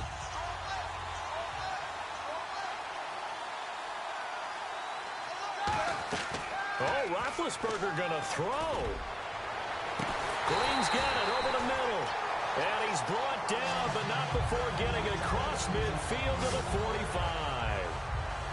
The Pittsburgh Steelers have won the Super Bowl. And the Lombardi Trophy is going back to the Steel City.